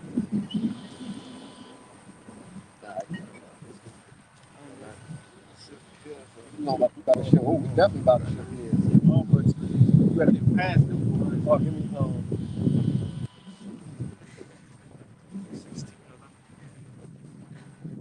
It's the book of 2nd Esdras. Yeah, man, because we're not through with this, man. Okay, as far as this judgment that's going to be coming on the planet Earth, right? Because what are we seeing right now, man? We're seeing these nations are geared up, right? They're ready to go to war. They're at war. They're not even ready to go to war. They're already fighting, right? You know, so it's our job to teach the people, man, what's going to happen, man.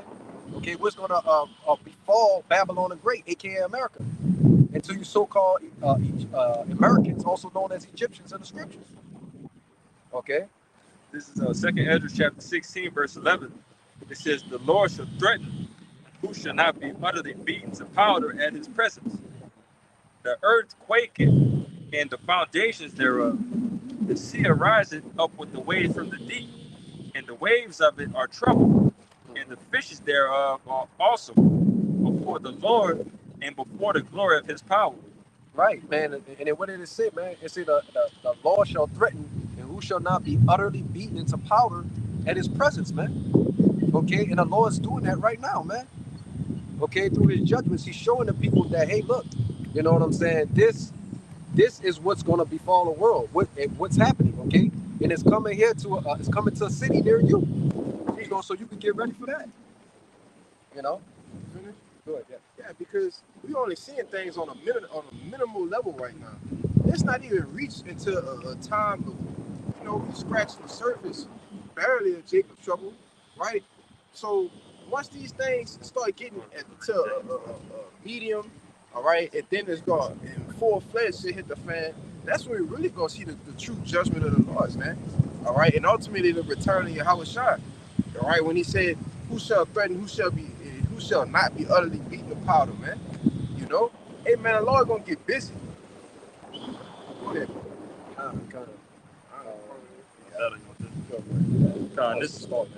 This is the book of 2nd Ezra, chapter 15, starting at the top. It says, "Behold, speak thou in the ears of my people the words of prophecy, Right. which I will put in thy mouth, saith the Lord." Right. The Lord put these words in our mouth. It's not of our own doing. Okay. Right. When we were speaking the words of Yahweh Shema Shah, telling the people the truth, man. Ain't no kumbayas. Ain't no everybody just gonna make it. Okay. A lot of pain. Death, destruction. Right.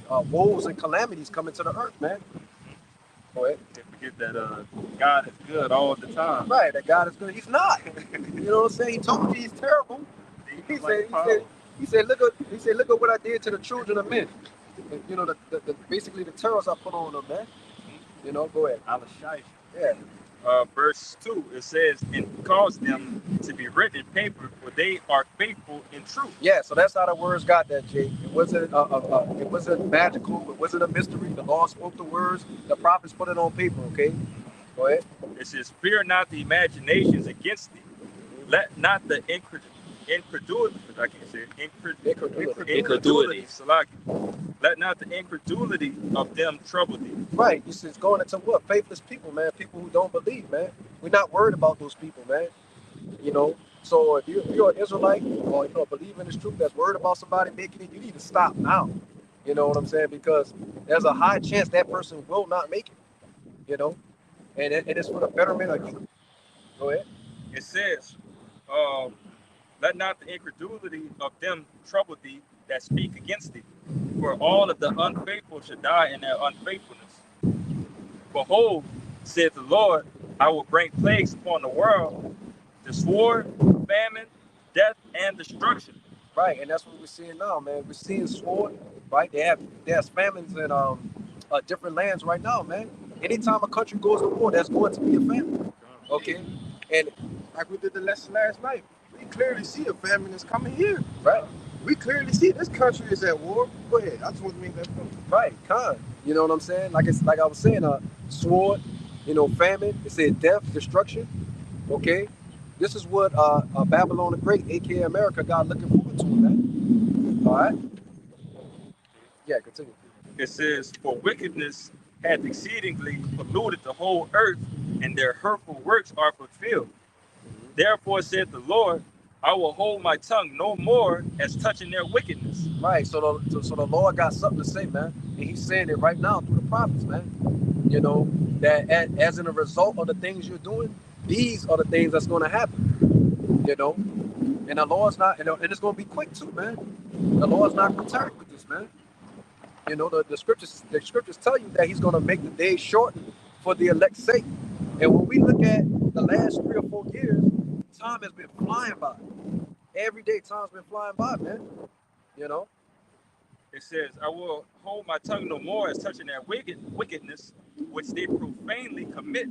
Neither will I suffer them in those things in which they wickedly exercise themselves. Right. Behold, the innocent and righteous blood crieth unto me, and the souls of the just complain continually."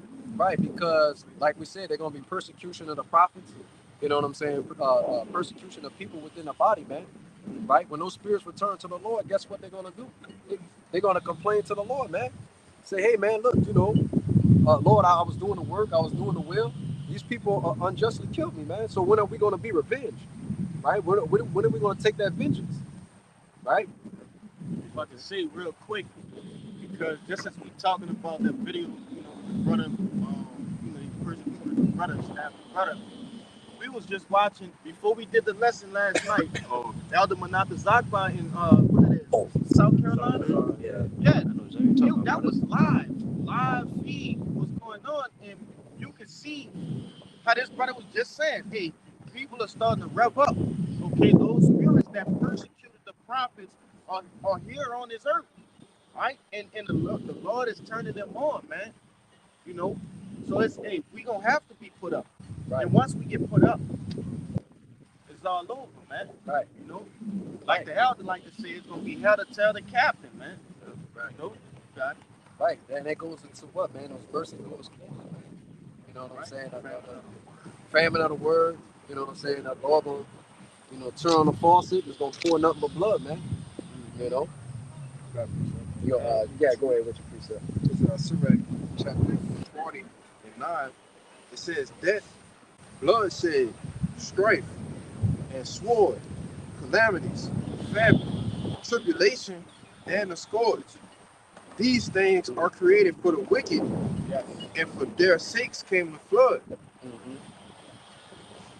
Right. So, man. Hey, look, those same things that was created for the wicked for the flood, it's the same things now, because Esau's coming like a flood, right? And when he comes to take these people captive, right? You know what I'm saying? That's already dealing with famine, right? Gonna be put down by the sword, okay? Going to those sea camps.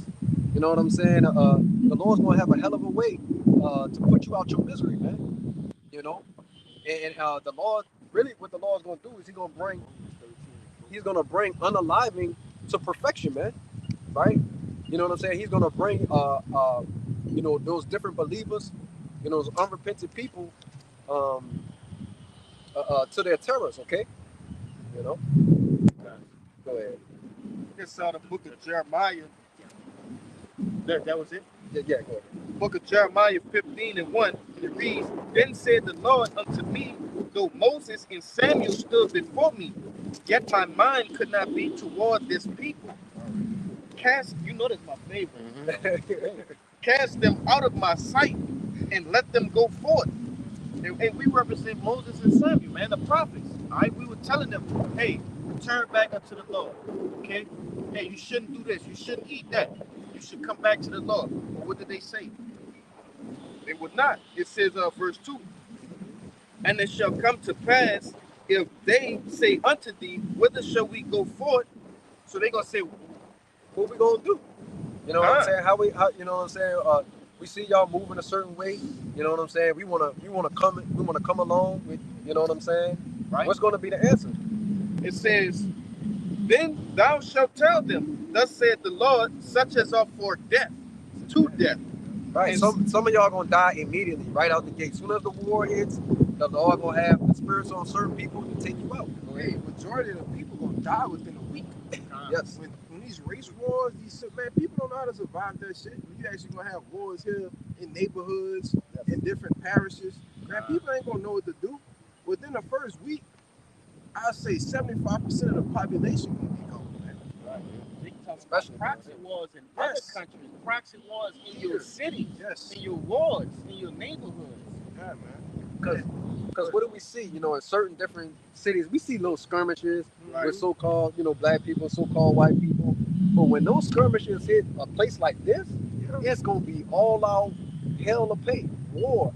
It's gonna be crazy. Because in most of those other countries, they don't have the right to bear arms like we do here. Man, you talk about everybody's bearing arms, right? Mm-hmm. So when those arms start to collide, somebody got to die, brother. Right. Somebody got to die, right? Nobody ain't just gonna be having hour-long shootouts, brother.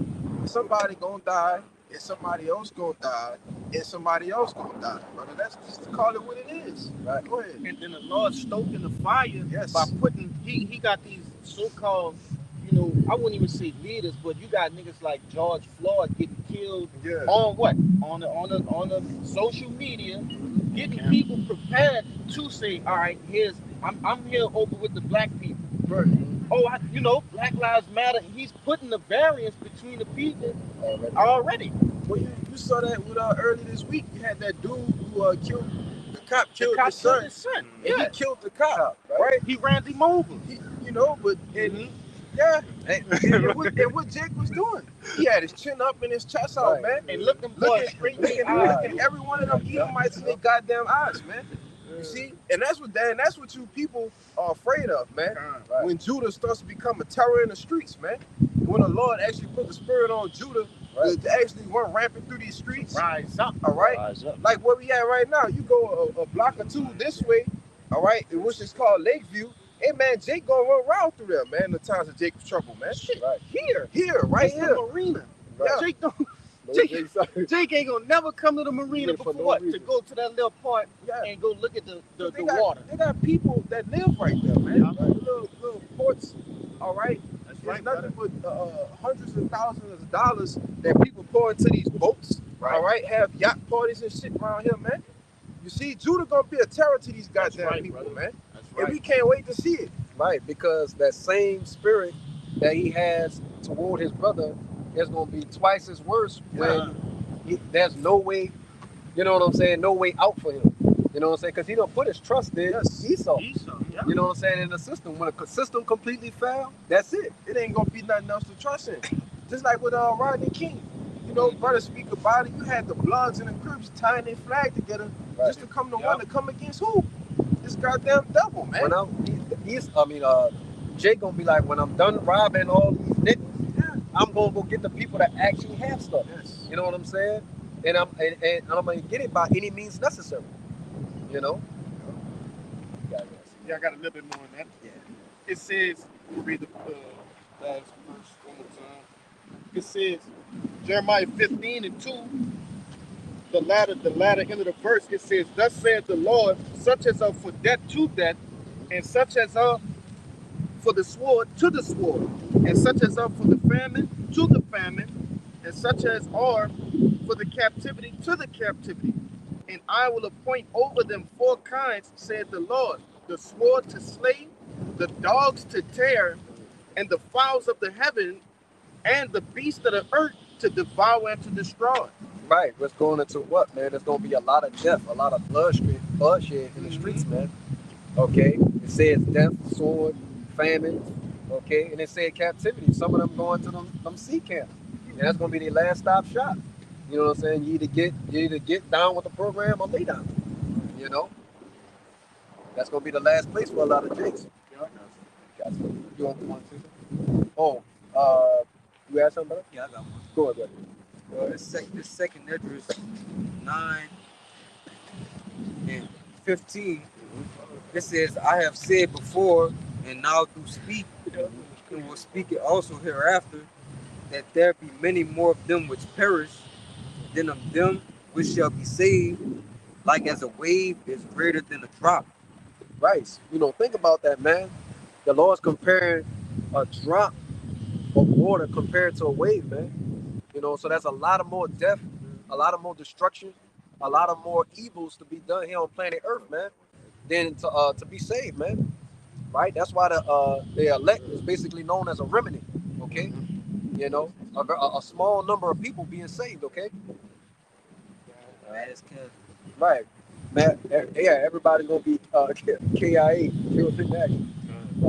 I got something. Oh, go ahead. I got that Genesis. What you got? This is the book of Nahum, chapter 1, verse 2. It says, Yahweh Ba'ashim Yahushai is jealous, and the Lord revengeth. The Lord revengeth and is furious.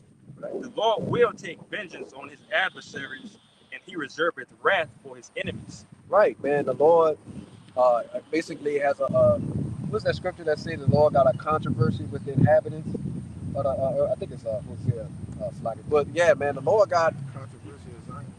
and I say they have. I think it's in Hosea, like 4 or something like that. But anyway, the Lord got to take vengeance on these people, man. Because at the end of the day, what did they do, man? They took the Israelites, okay, they put them in slavery, right? They also took his name, his word, they completely tarnished it, right? You know what I'm saying? Made basically made him into a so-called white man. You know what I'm saying? Yeah, I want to see too. Yeah, that not only did the enemies, 2/3 of our people enemies too, man. Right. Hey, James 4:4. Hey, those that be a friendship of this world is an enemy to the Lord. Right, exactly, man. And what does that friendship entail, man? A covenant, man, a pact, an agreement, right? That you made with Esau, Edom, right? You made that bid, right? Now you got to lie in it, right? Yeah, you got one. It says the Lord is slow to anger and great in power, and will not at all acquit the wicked. Right. You know what I'm saying? So the Lord's not gonna let you go, man. Right? Okay. He's gonna come through with that judgment. All right. Because that's all they are. They're fugitives from judgment. You know what I'm saying? They're always saying that, well, it wasn't us and all of us in this kind of. We don't want to hear that, man. It was you. You keep telling you it was you. It's like it's crazy. It's crazy how they always want to be that person that's like, it's not us, but then always trying to portray to be everybody in the earth too. Right. They try to steal everybody's identity, and at the same time say anything that happened, it wasn't them. Yeah. Like, come on, bro. That don't make sense, bro. They whitewash everything, but when it comes to, all right, if you whitewash this, that means that you gotta receive this judgment. Oh yeah, no, we didn't do that one right there. Right. When you tell the truth on the ways of how Esau Edom is, it's hatred. Yeah. You know what I'm saying? And that's what he does. That's his program. That's how he gets down, man. You know what I'm saying? Because Esau Edom is known for doing what? He'll try to tell a partiality of the truth, but give you 1,001 lies. You know what I'm saying? And people fall for it over and over again. It's madness. That's his story. His story is full of hatred. Right. Since the beginning, he said, "I will slay my brother Jacob." Vengeance and hatred has been in his heart. Right. No blood has been. He's a bloody man. It's been in his heart since the beginning. Yes. But thou has prepared pursuit for blood. They're still pursuing blood. You know what I mean? Esau literally hunt animals just to hunt them, so they go extinct. That's crazy, man. You know what I'm saying? Like he said, and so now blood is going to pursue you. Okay, because you hated not blood. Oh, you got it? Yeah. Go ahead. Ezekiel 35:5. Hey, it says, because thou has had a perpetual hatred. Go ahead, bring it on, brother. You got it. You got it, bro. Go ahead. You got it. Oh, all right. It's Ezekiel 35:5. It says, because thou has had a perpetual hatred that has shed the blood of the children of Israel by the force of the sword in a time of their calamity, in a time that their iniquity had an end. Therefore, as I live, said the Lord Yahweh, I will prepare blood unto thee, right? And blood, so like I will prepare thee unto blood, and blood shall pursue thee. And since thou hast not hated blood, even blood shall pursue thee, man. Right. So guess what, man? The Lord talking about what? Pursuing you with death, man. Pursuing you with destruction. Oh, let me read this, Baba Kashab, just to clarify who this is talking about. Okay. It says, verse 7, thus will I make Mount Seir most desolate, and cut off from it him that passeth out, and him that returneth. Right. Go ahead. Which goes into what? Everybody, man. You know, the person that's going, and the person that's leaving, man. Coming and going, man. Yeah, well, Mount Seir goes back to who? Esau Edom, man. You know? Yeah, man. So look, man, if you had a great taste for blood, man, you've been bloodthirsty, man. Okay, and you've done all the wickedness you could do. Okay. Hey, these devils actually drank blood, brother. Yes, they actually drink blood. They're for adrenochrome. They actually torture children, right? Torture young ones, young ones. Just be careful with that type of, Yeah. For adrenochrome and drink it. Monsters. I think it's even becoming popular. Like it's becoming not a secret. And even if you say like they say, oh no, this is what we do. This is how we look young. This is how we continue to look young. You know? And that's what he's revealing more and more of himself. You know what I'm saying? Because at the end of the day, you think the Edomites really don't want to say certain things. You know what I'm saying? I had an Edomite tell me one time, I don't want nobody telling me what I can and can't say. Yeah. I'm getting tired of this, man. We get like that. Right. Sometimes brothers be like, fuck it. You don't say this, see, talking about that sickness and brother be like, I'm tired of that shit. I'm gonna go all I say it on my page. Fuck it. No, for sure, bro. Fuck it. He said, If I that's can my say- last strike. Good. He said, yo, your last strike. For the back you up, all right, with that whole adrenochrome thing, I'm gonna put this video in the chat too. I'll probably do it Go as soon as I see this. But a lady was killed, all right, recently because she found a 18-wheeler full of Right. little ones, Little ones. deceased The little Migo ones. lady. Right. Yeah, Yeah. she was. They put her to death, man. Uh-huh. But that didn't make the. Of course, it didn't make the big news Oh, and of shit. course not. Just like I was saying, you have everything being put on the media now, all right? So these things are being revealed, man. Hey, got it. But I'm about to put it in there. excuse me. Then with the whole industry, that whole industry of harvesting kids, right? The P-gate. You know Yeah. what I'm talking about? The PDF files, man. Right. That whole industry is a multi-billion-dollar industry, man. Who has that type of money? Not Yeah, Jake. not us. They have Not Jake. right. They have their actual name now. It's called Pi. And I ain't gonna say the name, but Yeah, I know. but that's what it's called. So they're just more and more becoming more open with their wickedness, man. But they say, let me get a cheese pizza. Right. Hey, what Yeah, this was they- doing with the A pepperoni pizza, hold the red sauce. Right. Hey man, these extra people, cheese. extra cheese, man. These people on to you, man. Right. But go ahead. You remember that big scandal with the website, with the furniture website? Yes. Yes. And it was like a regular tabletop Wayfair. counter. 30, What it was called? Wayfair, I think. Yeah, Wayfair. It wasn't Wayfair. It was something else. I think it started with a G, if I'm not mistaken. But nevertheless, it was Ah, I forgot the for name. those who don't know, Yeah, I know. what you you're would talking have about. regular furniture being sold for $35,000 with names of actual children, the children who were, let's say, snatched. All right, that would be the name of the furniture. Okay, and they would describe that they're actually describing the child, but it's actually just furniture, man. I mean, it's actually children, but the picture is furniture. It's Right. describing furniture. Right, Right. Fucking got a nightstand on there for $10,000, man. right. What we With the doing? name Lil Jeffrey. Come on, man. What we doing, man? Right. Exactly, man. Going to show you. Going to what? Showing you how Esau gets down, man. You know what I'm saying? His ways, his actions. I would say also show you that movie too, Sound of Freedom. Oh yes.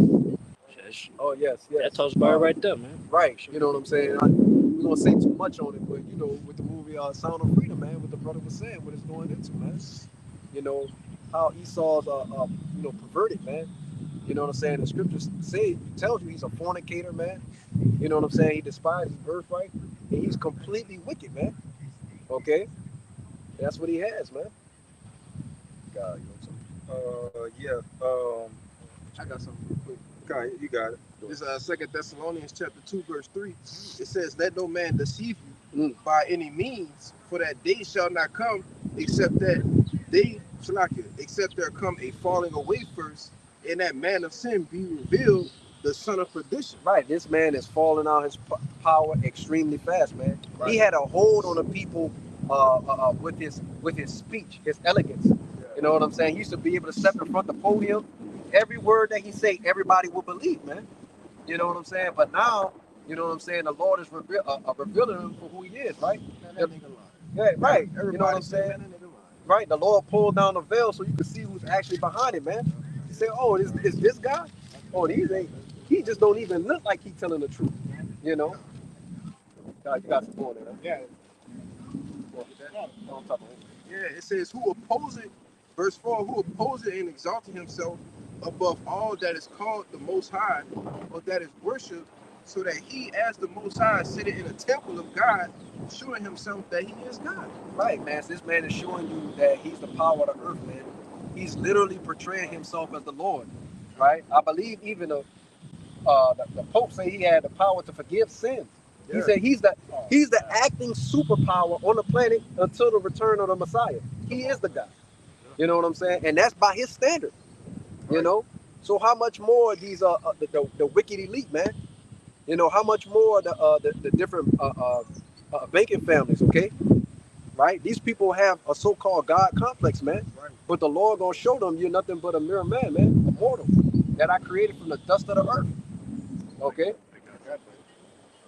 Go ahead, y'all. I got that. Yeah. Whoever.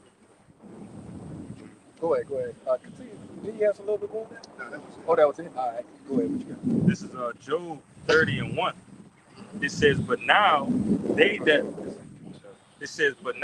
that are younger than I have me in derision, whose fathers I would have disdained to have set with the dogs of my flock. Right. The Esau, Edom, the so-called white man, is so wicked. You wouldn't even sit him next to your dogs, man.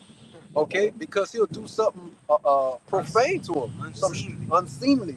You know, he'll defile the dog, man. He's notorious for it with animals in general. You know. Okay, but that goes to show you his nature back then, man. His nature ain't changed. He's the same person running the planet Earth. They showed Okay. it in that movie, The Animal with Rob Schneider. Yes. Yeah. Yes. That was some wicked shit. But it says, verse 2, it says, yea, whereto might the strength of their hands profit me, in whom old age was perished. For want and famine they were solitary, fleeing into the wilderness, in former time desolate and waste, Right. who cut up mallows by the bushes Right. and juniper roots for their meat. They were driven forth from among men. Right. That's the point. They cried after them as after a thief, to dwell in the cliffs of the valleys, in caves of the earth, and in the rock. Right. So who was these people, man? Like we say, these are so-called context clues, man.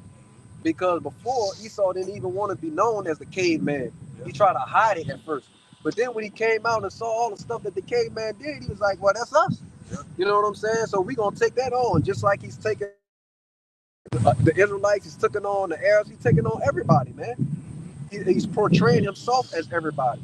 But really, he's just a fugitive and a vagabond, like what the scriptures say. God, back you up with the caveman. I forget who the Jake was that was talking about it. You know, at once upon a time, it used to be an insult. He called Neanderthal. Neanderthal, right? Yeah, but you know now, you know that the way that they shaped it Right. is the Flintstones and you know all of these. It's so easy. A caveman They could do it. Right. You know all of these things that just kind of glorify it. But we know that they were those Neanderthals. You know Right. that Neanderthal blood is nowhere in us. You know? Right. It tells you what? In the cliffs of the rocks, it say they was driven forth from among men. Yep. That's them. That's them. They're the guys. Okay. It says, I'm gonna read it in NLT what it said in verse 7. Verse 7, it says, they sound like animals howling among the bushes huddled together beneath the nettles. Right. That brain. You know what I'm saying? That crazy ass call to the moon type spirit. God. You know what I'm saying? That huffing and puffing, making sounds for language. Yeah. You know what I'm saying? Right. Right. Yeah, go ahead. But this is the KJV. This is the last verse 8. It says, they were children of fools, children of base men. They were viler than the earth. Right, man. It says they were children of fools, man. Right? Fools going back into what? Just stupid men, man. Okay? And it said, what else did it say on that? It says they are viler than the earth. It's like Before that. they're children of base men. Yeah, they're children of base men, man. They're the base man on a planet, man. The Lord has taken the base man, and put him over the sons of God, man. Which goes back into what? Him showing his power, man. The things that he's capable of doing is truly unimaginable, man. He not only took Esau from the lowest of the low, but he gave him great technology, man. The scriptures say, let favor be shown to the wicked, but yet he would not learn righteousness. Okay?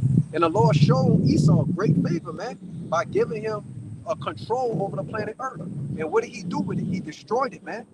Right? And he destroyed the Lord's inheritance. You know, going back into the Israelites. Okay? So what is he gonna have, man? Death and destruction. That's why we say DTA. You got I still was holding that one you wanted. Oh yeah. Keep going.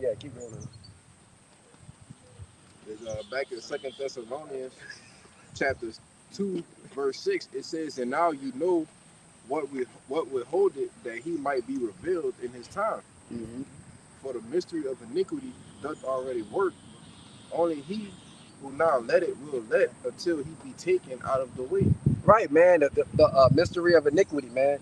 The Lord is allowing this guy to do his works, man. Allowing him to do his acts. And then what does it say? It's a mystery, right? Meaning the people are not aware of this guy actually completing devilish works upon them, man. You know what I'm saying? That's why Babylon is called mystery. You know what I'm saying? Because they'll say, "Oh, we going into another country, to help them out, liberate them, giving them a democracy and republicanism or whatever." You know what I'm saying? But the whole time they're going there to kill, to murder, right? To steal the resources from out the land. You know what I'm saying? And to subjugate the people to their way, right? Because ultimately it was just a total mystery of who the devil of the Bible is, man. Right? Nobody know who's the devil. It's you. The man who's ruling the earth, man. Like the brother said. The one who's going here, oh, we're gonna pillage out this land, we're gonna start a war here, It's you. You are the mystery of iniquity, man. And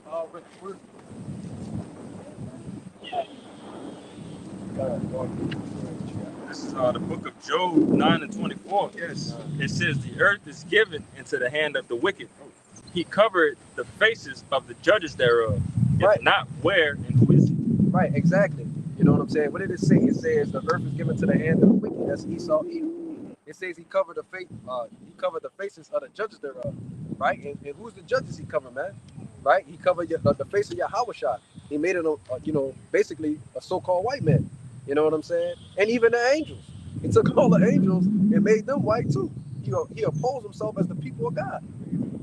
He said, even the Most High. He took the Most High on the throne and made him look like God Bono or whatever the guy name is. Everybody naked. It's just Right. dancing on the clouds. Right. The angels touching angels' fingers. For Everybody for just pleasure. doing this. Right. Everybody. Yes. Come on, man. Even us, brother, because we judges too. That's right. Right. Even us. Right. He basically took the hit. I would say, man, brother, give First Maccabees 3. No, you already on it, brother. Con. So yeah, man. It also said that if not, then wherein who is he? Okay, because we don't see the other nations doing these things throughout the planet, man. Yeah, they have a God that looks like them, but they didn't take the God of the Bible and make it into them. Right. Okay. So like we're saying, these are context clues, right? To be the revealing of the wicked, man. Okay.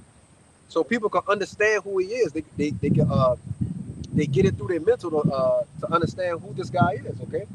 If I can see, exactly what this brother is speaking about is done through a device called iconoclast. Right.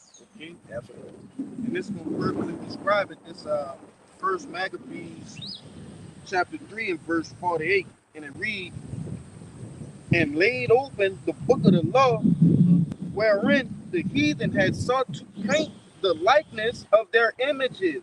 Right. So we know that what, man, these different artists, went throughout was it Michelangelo? You know what I'm saying? Different artists like that went throughout the planet Earth, okay, man. And then what did they do, man? They painted over the children of Israel, man. Okay, to make it look like them, so they could perceive themselves to be the people of the Lord, man.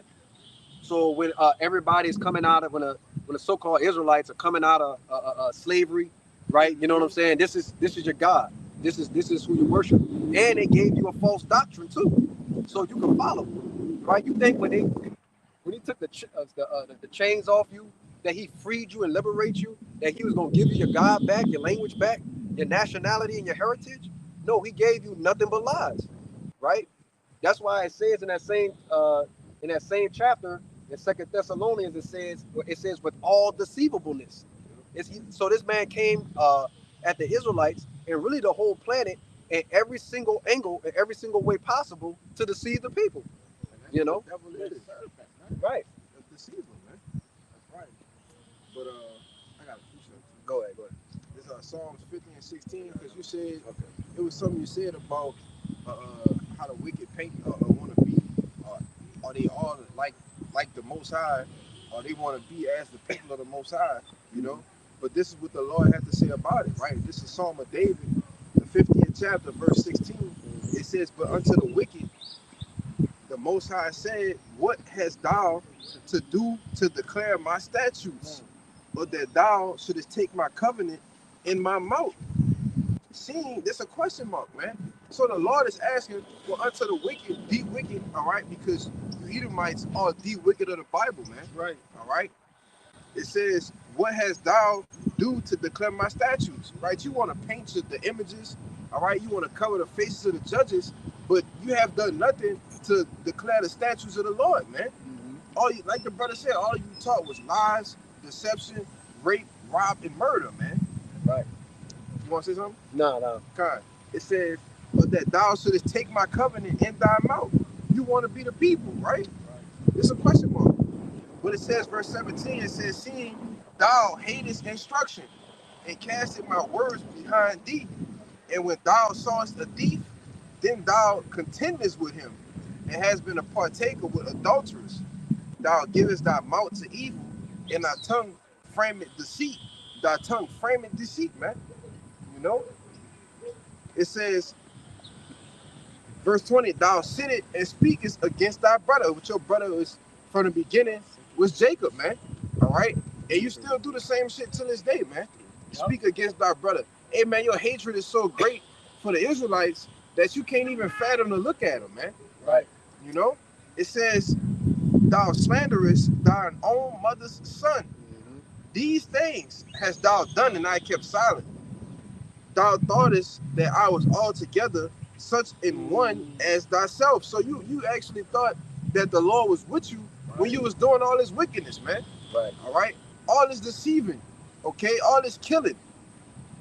Not killing, but murdering, man. Right. You know? Raping, pillaging people, man. You thought the Lord was with you, man. You want to say something? Because, hey, in the times of slavery, right, the 1800s, early, it's like late 1800s, middle 1800s, hey, they did what?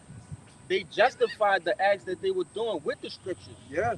They would show you right here, God said, Right. you know, and whap Jake on the back. You feel me? Man. Right. And like, that's what that's going into. They thought the Lord was with them Yeah. as they were committing these acts, hanging men on trees, and you know, but he wasn't, man. You was in a trick bag the whole The time. whole time, man. One of the tricks also to add to you too, they didn't consider us people. Right. So Three-fifths of a Three-fifths man. of how the fuck you 3/5 of a person? Come Right. on, man. So in that That's case, crazy. it was justified through the scriptures Right. for this to happen because technically we're not people, so we could do this to you. Right. They did that before they was really making the laws and the Constitution during the time of Spain. You know what I'm saying? I believe they had something called the Spanish Inquisition.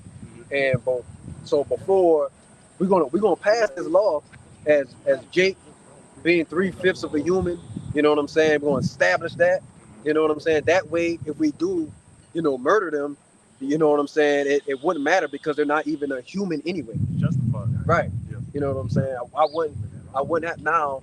On the flip side of that, you know what I'm saying? To rectify that, they know those things are written within the Constitution. It's written within the amendments and different laws. Okay.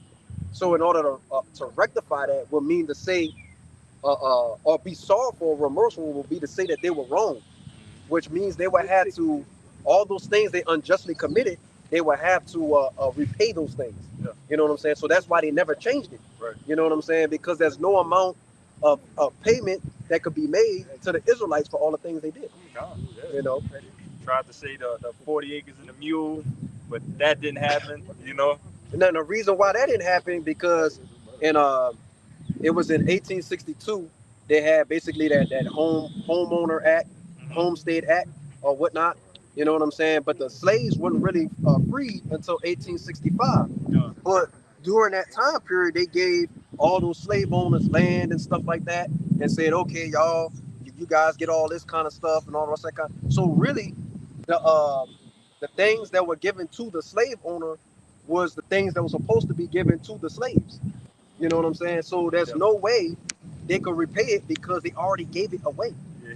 You know. So. You got a couple of Oh, okay. Jeremiah and I got Second Esdras 3 and I got think it's 30. 30. We got a little more. Yeah. Okay, go ahead. Yeah, it says, I start at the top, Psalms 50 and 21. These things hast thou done, and I kept silence. And that brother just went into a slew of information on the things that these devils was doing. And the Lord kept silence about it.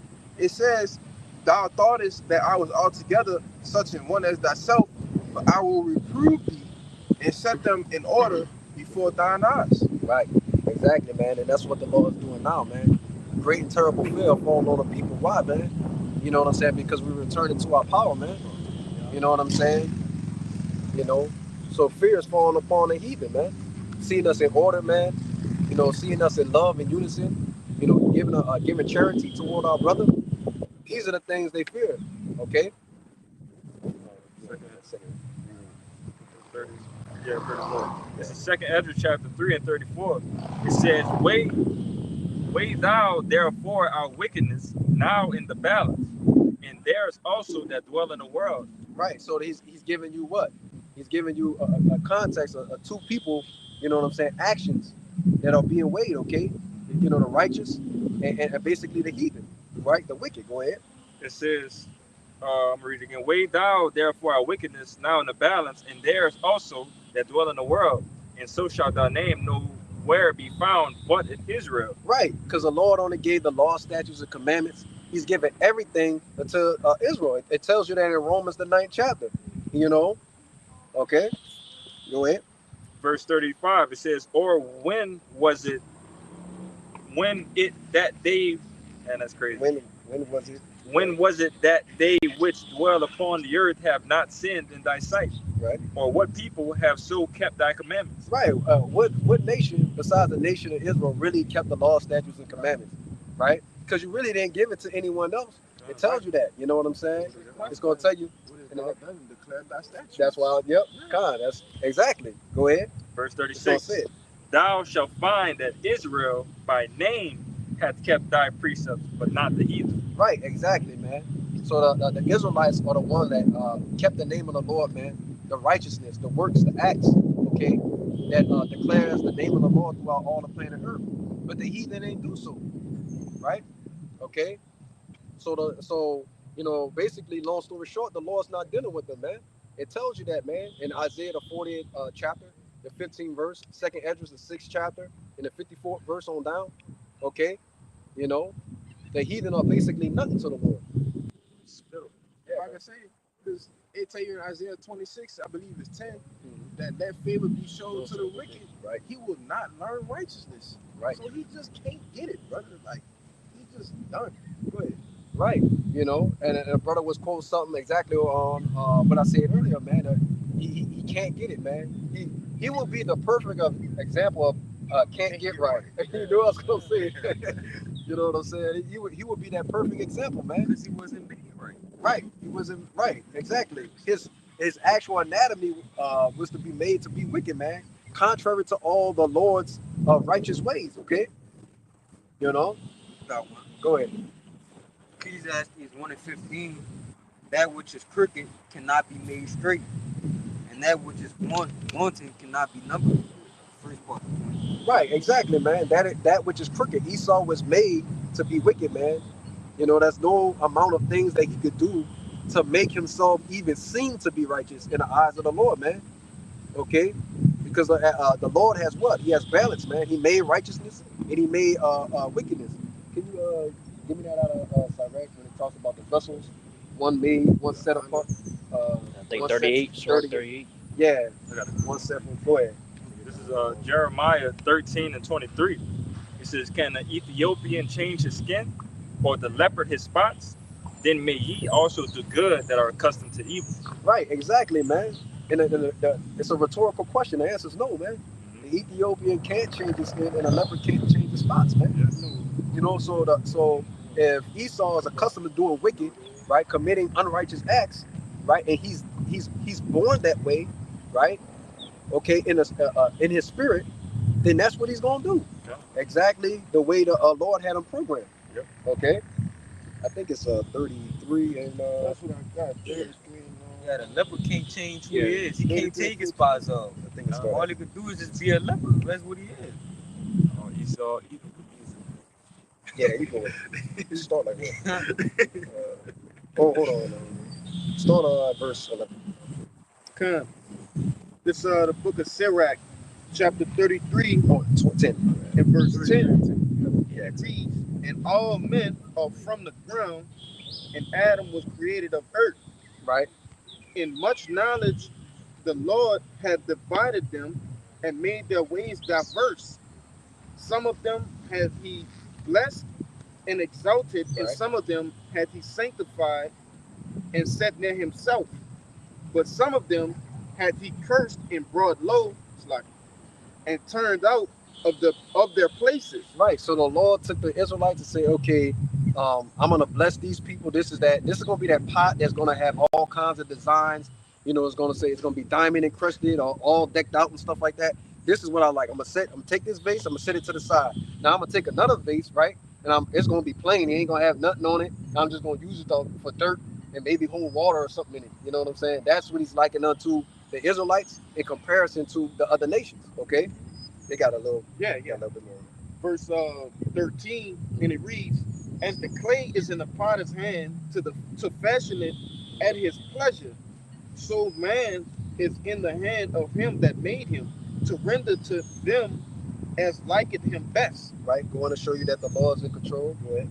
Good is set against evil, and life against death. So is the godly against the sinner, and the sinner against the godly. Right. So what? You know what I'm saying? We're always going to have this role until the kingdom of heaven comes. Is the role of a protagonist and an antagonist. Right? You got a so-called good guy. You know what I'm saying? And a so-called bad guy. Those roles are not going to come together and they just become one and everything's going to. No. You know what I'm saying? They're always going to be that way. Okay? Because they're programmed to be that way. All right. It says, so look upon all the works of the Most High, and there are two and two, one against the other. Right. So, you know, just like what the brother just said, man, there's always that, you know, just like we go into the world, we got positive and negative. You know what I'm saying? You got up and down, you got left and right. You know what I'm saying? You got over and under. You know what I'm saying? There's always something contrary to the other, right? Because it performs what? Balance within the world. Okay? I got it. Go ahead. All right.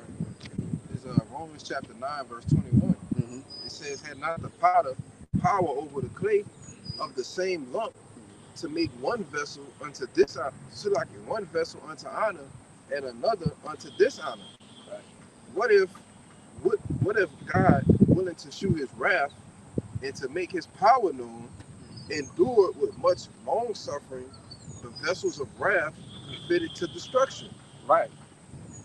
That was it on They got there? Okay, go ahead. It says, and that if you want to break that down, break it down. No, go ahead.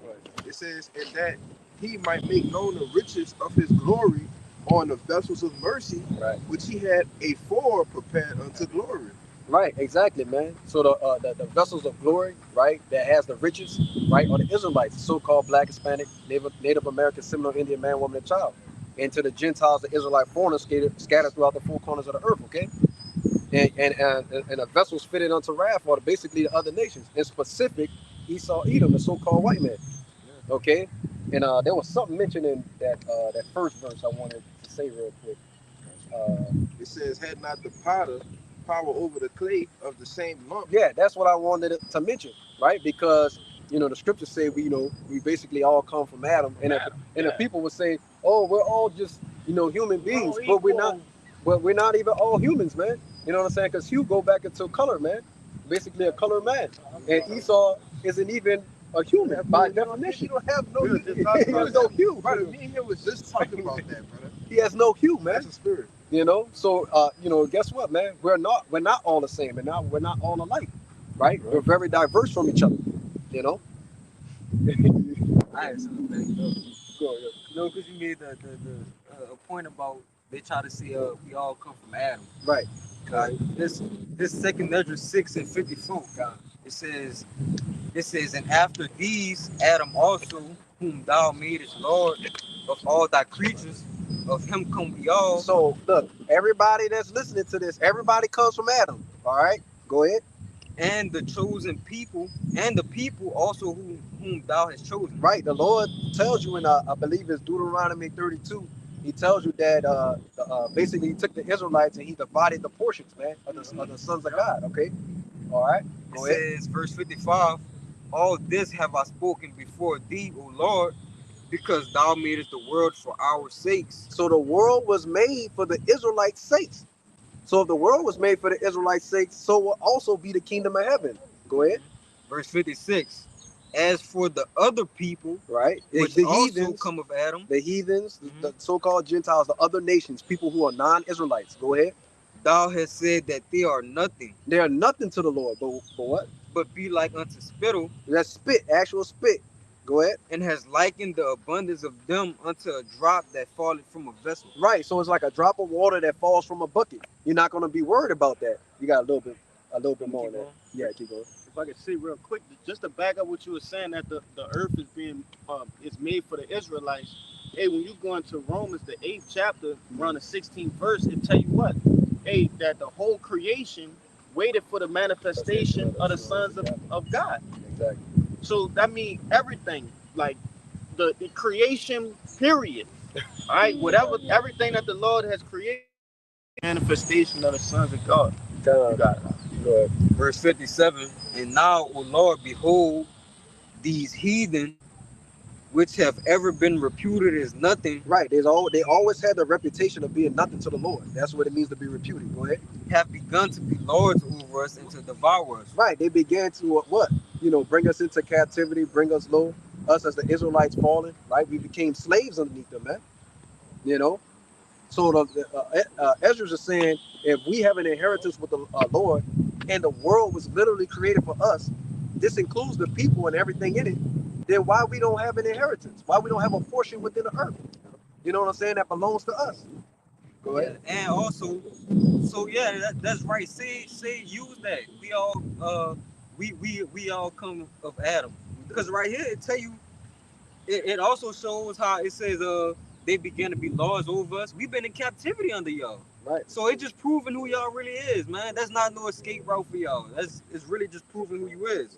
Right. All right, but it says, verse 58, but we, thy people, whom thou hast called thy firstborn, thy only begotten, and thy fervent lover, are given into their hands.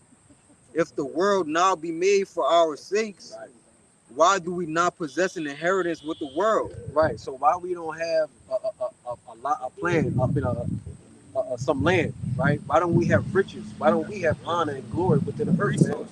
Resources, man. You know what I'm saying? Why aren't we over the other nations if it's all been created for us? Andrew's just trying to put it all together to make it make sense, right? Let me see, you got something good. This is Sirach chapter 42, and I'm gonna just start at 22.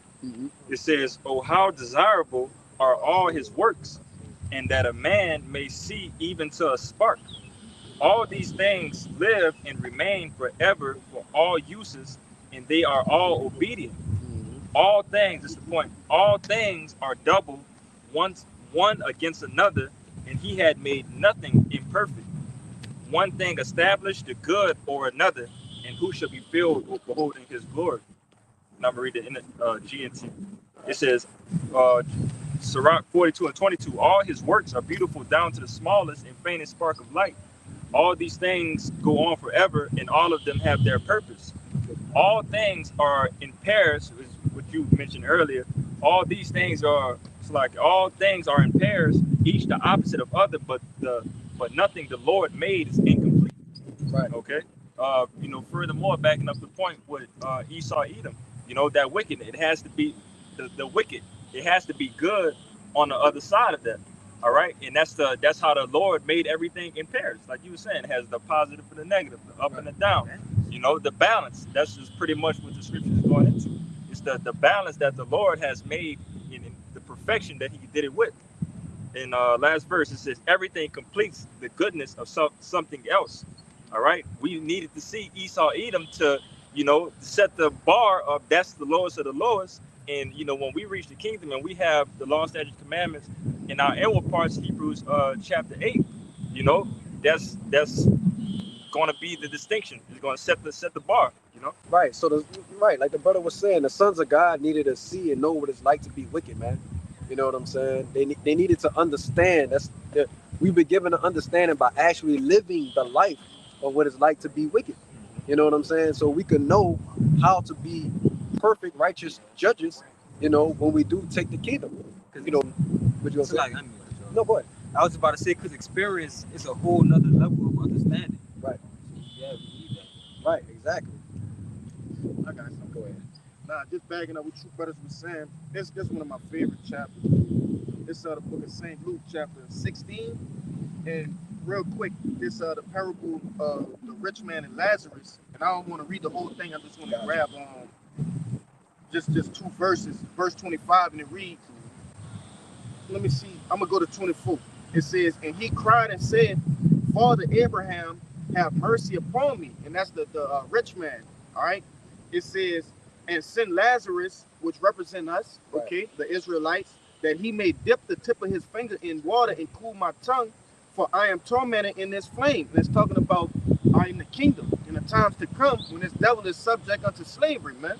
Right, because what Esau's going to want, mercy. Yes. That's what he's going to want. He's going to say, well, all right, well, the Lord gave y'all all the power. We sorry for what we did. Can y'all please have some mercy on us? The answer is no.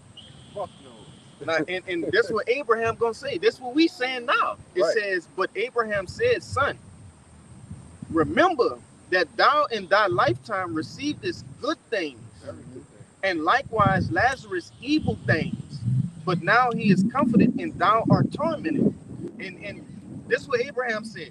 And this is all in red letters. 26, it says, and besides all this, between us and you, there is a great gulf fixed. So that they which would pass from hence to you cannot, neither can they pass unto us that will come from hence. Now, if I can say that, pretty much going into, there's a gulf fixed between, first and foremost, the wicked and the righteous, and then what? Right, the heathen and the Israelites. You see? No, you can't come over here. You can't be grafted in if you don't come from the stock of Israel. All right, there's no amount of mercy. Just like we was going into that, what's that lady name? That you brought out with that account. Rahab. Yeah, though she did a beautiful thing, you can't be grafted in. That's just what it is. All right, there's a gulf fix. There's a gulf fix is going into a separation.